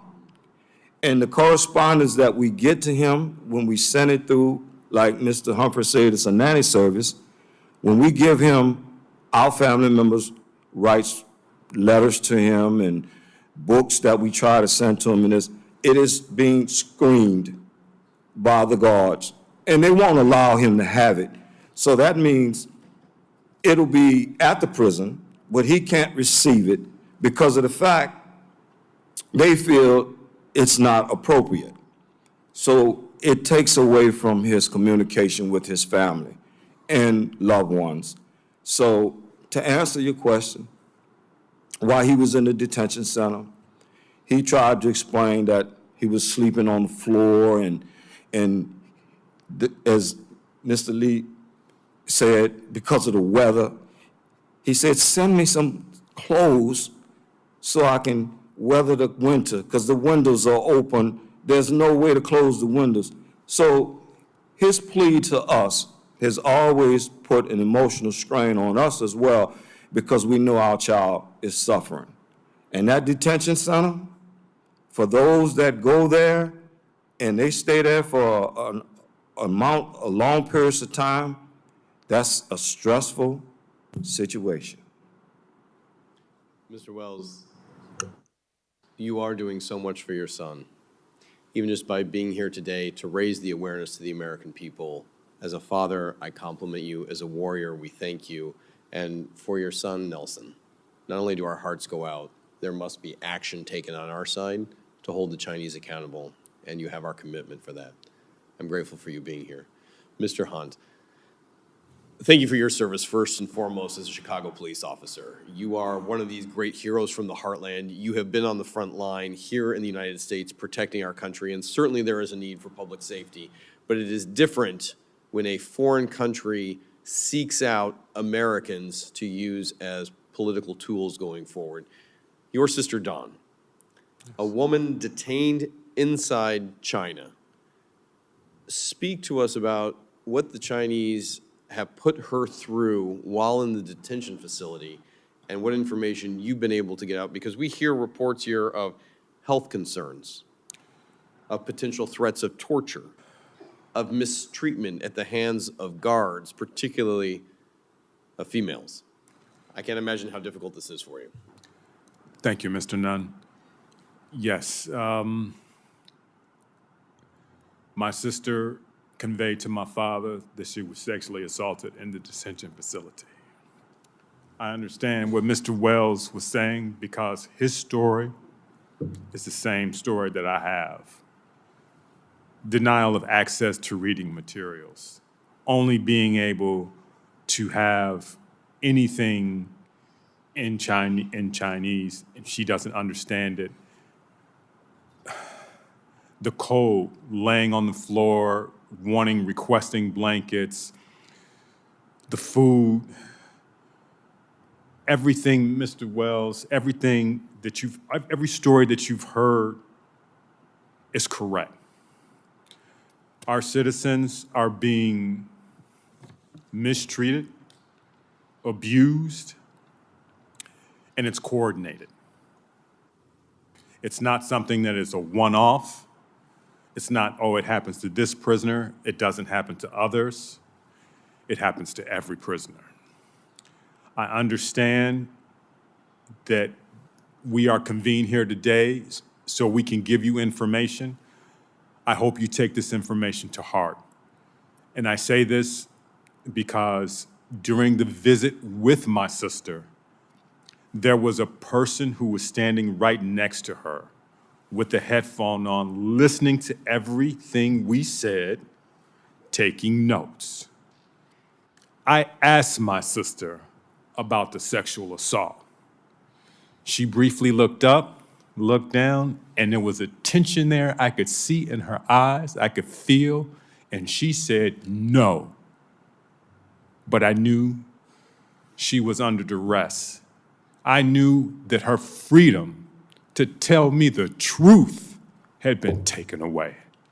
Now imagine, not only is your freedom of movement taken, but your freedom to tell the truth, your freedom to speak up, your freedom to cry out, your freedom to ask for help is taken as well. That's what I need this panel to understand. That's what all of our family members are going through, right here, right now. That's correct. Mr. Hunt, that is powerful. It is real. Mr. Chairman, I am so grateful for you doing this fact-finding hearing that is both bicameral, that is bipartisan, that has the White House's ear, and it is clear that not only does more need to be done, but we have to recognize the strategic threat here as well as the tactical human suffering that's going on. We've heard, Mr. Humphrey, that this is a coordinated effort by the Chinese Communist Party to build a warehouse of U.S. citizens in detention facilities that these families and so many, many more are going through right now. That there is a intentional coercion of American citizens while in Chinese detention facilities to either plead guilty so that they can speak to their family and have at least some hope of an appeal, or remain in a solitary environment year after year. And challengingly, as you've each highlighted, in any country in the world, we would consider this to be barbaric. But in a country that presents itself as an equal to the United States, to strip another citizen of not only their freedom, but their humanity, this must be called into question, held accountable, and we need to recognize that China not only is playing the long game here, but continues to build an arsenal of Americans to be held in detention at a time and place of their choosing to be able to negotiate against the United States. We should never allow this to happen. I thank the panel for being here. Our hearts are with each of your family. We will maintain the fight. Thank you, Mr. Chair. Thank you very much, Mr. Nunn. I would ask you, I'll give you final, last word to each of our witnesses. But before that, as you probably know, there are 4 levels of travel advisory. The first is exercise normal precautions. Number 2 is exercise increased caution. Number 3, State Department calls it reconsider travel. And number 4 is don't travel. Right now, the PRC is reconsider travel because of the arbitrary enforcement of laws and people being incarcerated simply because they happen to be Americans. In your view, should the State Department now go to don't travel, since we have a situation where your family members traveled and have now been unjustly detained and harassed and imprisoned? It seems to me that would get the attention of the Chinese Communist Party as well, because it's an open risk People are traveling there, not even knowing that there is a travel advisory. That's number 3 on the 4 scale. But perhaps it's time for number 4 to be imposed. Peter, did you want to respond to that? I'll be very quick. Yes. It's one phrase I've been using for quite some years now, and it's starting to dawn, and that is nobody is safe in China. Nobody. Don't travel to China. That needs the security level. Whatever you do, it needs to be raised to the highest it could be raised to. Don't travel. So that's your word to the administration. That is my word right here, right now. Don't travel. None of us here want to have another story. Thank you. I will say this, it's been reported in the media that the Chinese government has requested the United States to reduce its travel advisory from level 3 down to level 2 or level 1. And, I think it is laughable for that they are even willing to consider that, while they keep our loved ones arbitrarily detained. And so, I think that, the Chinese government clearly wants more Americans to travel to China, but as long as our loved ones are being held, as long as there are so many people at risk, then that travel warning must be escalated. Thank you. Mr. Wells. If this would put pressure on the Chinese regime, I say, don't travel. Thank you. No one should even go there. I appreciate that. I give you now the last word. I do, by unanimous consent, ask that statements from Bill Browder be included. Ben Rogers, who we've worked with, for both of those men for years. Cedric Whittick, Cynthia Sun, Jason Poblet, Kathleen Swidan, right, who was on earlier with her son, and the Foley Foundation. Without objection, so ordered. But I'd like to give the 4 of you the last word, if you would. And I can't thank you enough. This, to me, is a pivotal hearing. Motivation is everything, but information that motivates, you have motivated us to do even more, and we will, I guarantee it. Mr. Wells. Thank you, Mr. Chair. I am grateful that we and all of these people who are in the same situation as us are here today in front of you all to wake awareness to our situation as well as the other Americans that's there. My last comment is that there was always 3, and Mr. Lee knows that these were on the radar of our administration. And we tried to get Nelson's name included. And today, you all have done that for us. And I know Tim agrees. But there's one thing that you all noticed, the picture that you all put out there. If you notice that everybody else is in civilian clothes, my son is in his prison uniform. And I was apprehensive and afraid, but I knew I needed to do this because everything that we do is going to help get him home. But that uniform prison picture that's out there, Nelson has received death threats, he has received harassment and even attackments because of that picture. And they tried to force him to say how that picture got to us. And because we could not tell how it was done, Nelson has suffered under their hands. So I am proud and happy to be here. This picture has now shown the American people about my son, but I'm also afraid of what might happen to him from this. So I know you all are going to be diligently trying to help us, but there's one other thing that I wish, that you all can at least get the American citizens, consulate to make more frequent visits to get Nelson to make sure they don't harm my child. Because if the illness don't take him out, I'm afraid they will. Thank you. I would just like to end with this statement, building off what Mr. Nunn just mentioned of China wanting to present itself as a country that is equal to the United States, yet at the same time engaging in these horrific practices, ripping apart our families, ripping apart our loved ones, torturing them physically, mentally. It needs to stop. And whatever other bilateral issues that need to be worked out, irrespective of that, these cases have a tangible solution. The Chinese government has our loved ones. They can do the right thing and release them. And it's incumbent on our elected leaders to call for that, to make that the number one priority in their diplomacy, because it is something tangible, something doable, something with a clear-cut solution. So it should be one of the easiest things to get in diplomatic discussion. So I think by bringing awareness to this issue that is easy to get swept under the rug, because we are individual families, ordinary Americans, who have a difficult time getting attention.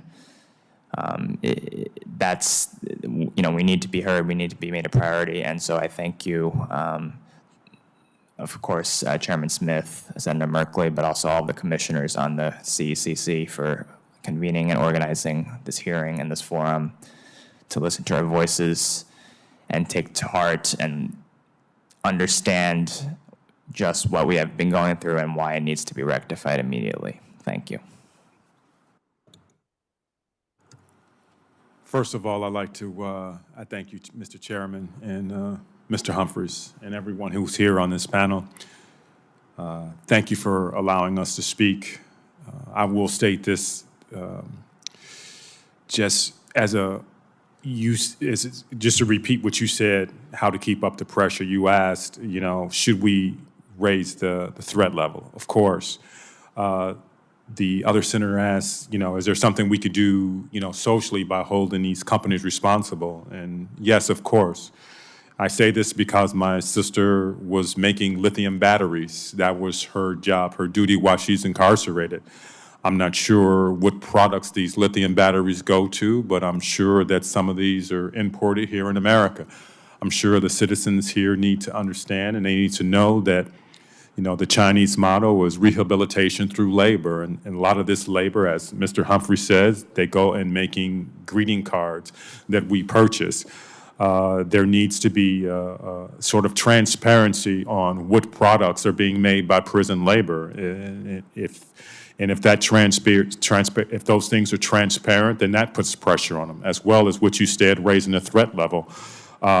Because from what Mr. Humphrey said, if it's going to be a warehouse of Americans that they're going to use to gain political favors or use to do something to, I guess you could say, move the needle on their side by releasing a citizen from America, that needs to stop. And we need to put all type of pressure on them through it, political, economic, judicial, whatever we can do to bring everyone home, we need to do it.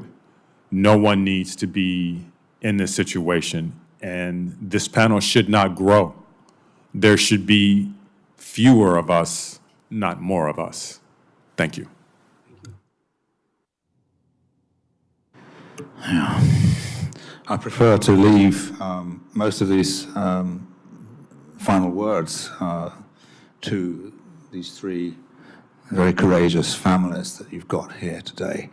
But I'll just say one thing very, very briefly, and that is that I think it impinges upon the Congress to legislate to deal with this problem of the prisoners in the categories that we've discussed today. You mentioned you received a statement from Bill Browder, who we could say was the creator of the Magnitsky Act concept, a great campaigner who brought that about here.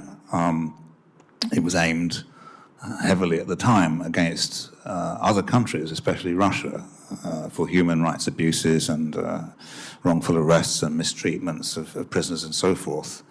And we need something like that here to confront this problem with China. So I think it impinges upon Congress here to push some legislation forward which will be punitive in nature and also will be holding the US government to greater account to actually act and punish China for these kinds of wrongful detentions and arrests. I hope to see that in the next year or two. I realize that you're going to go through some changes over the coming year, which may slow some progress down. But this is a bipartisan issue, and I don't really think it matters who's running the administration. I think it impinges upon every congressman and every senator to get behind something like this. Thank you. Thank you. We do have a duty to act, and we must, so thank you. Who do we help and who do we abandon? To paraphrase again, we help all and abandon no one. And I can't thank you enough for the powerful testimonies and for the love that you have shown for your loved ones. It's incredible. Hearing's adjourned.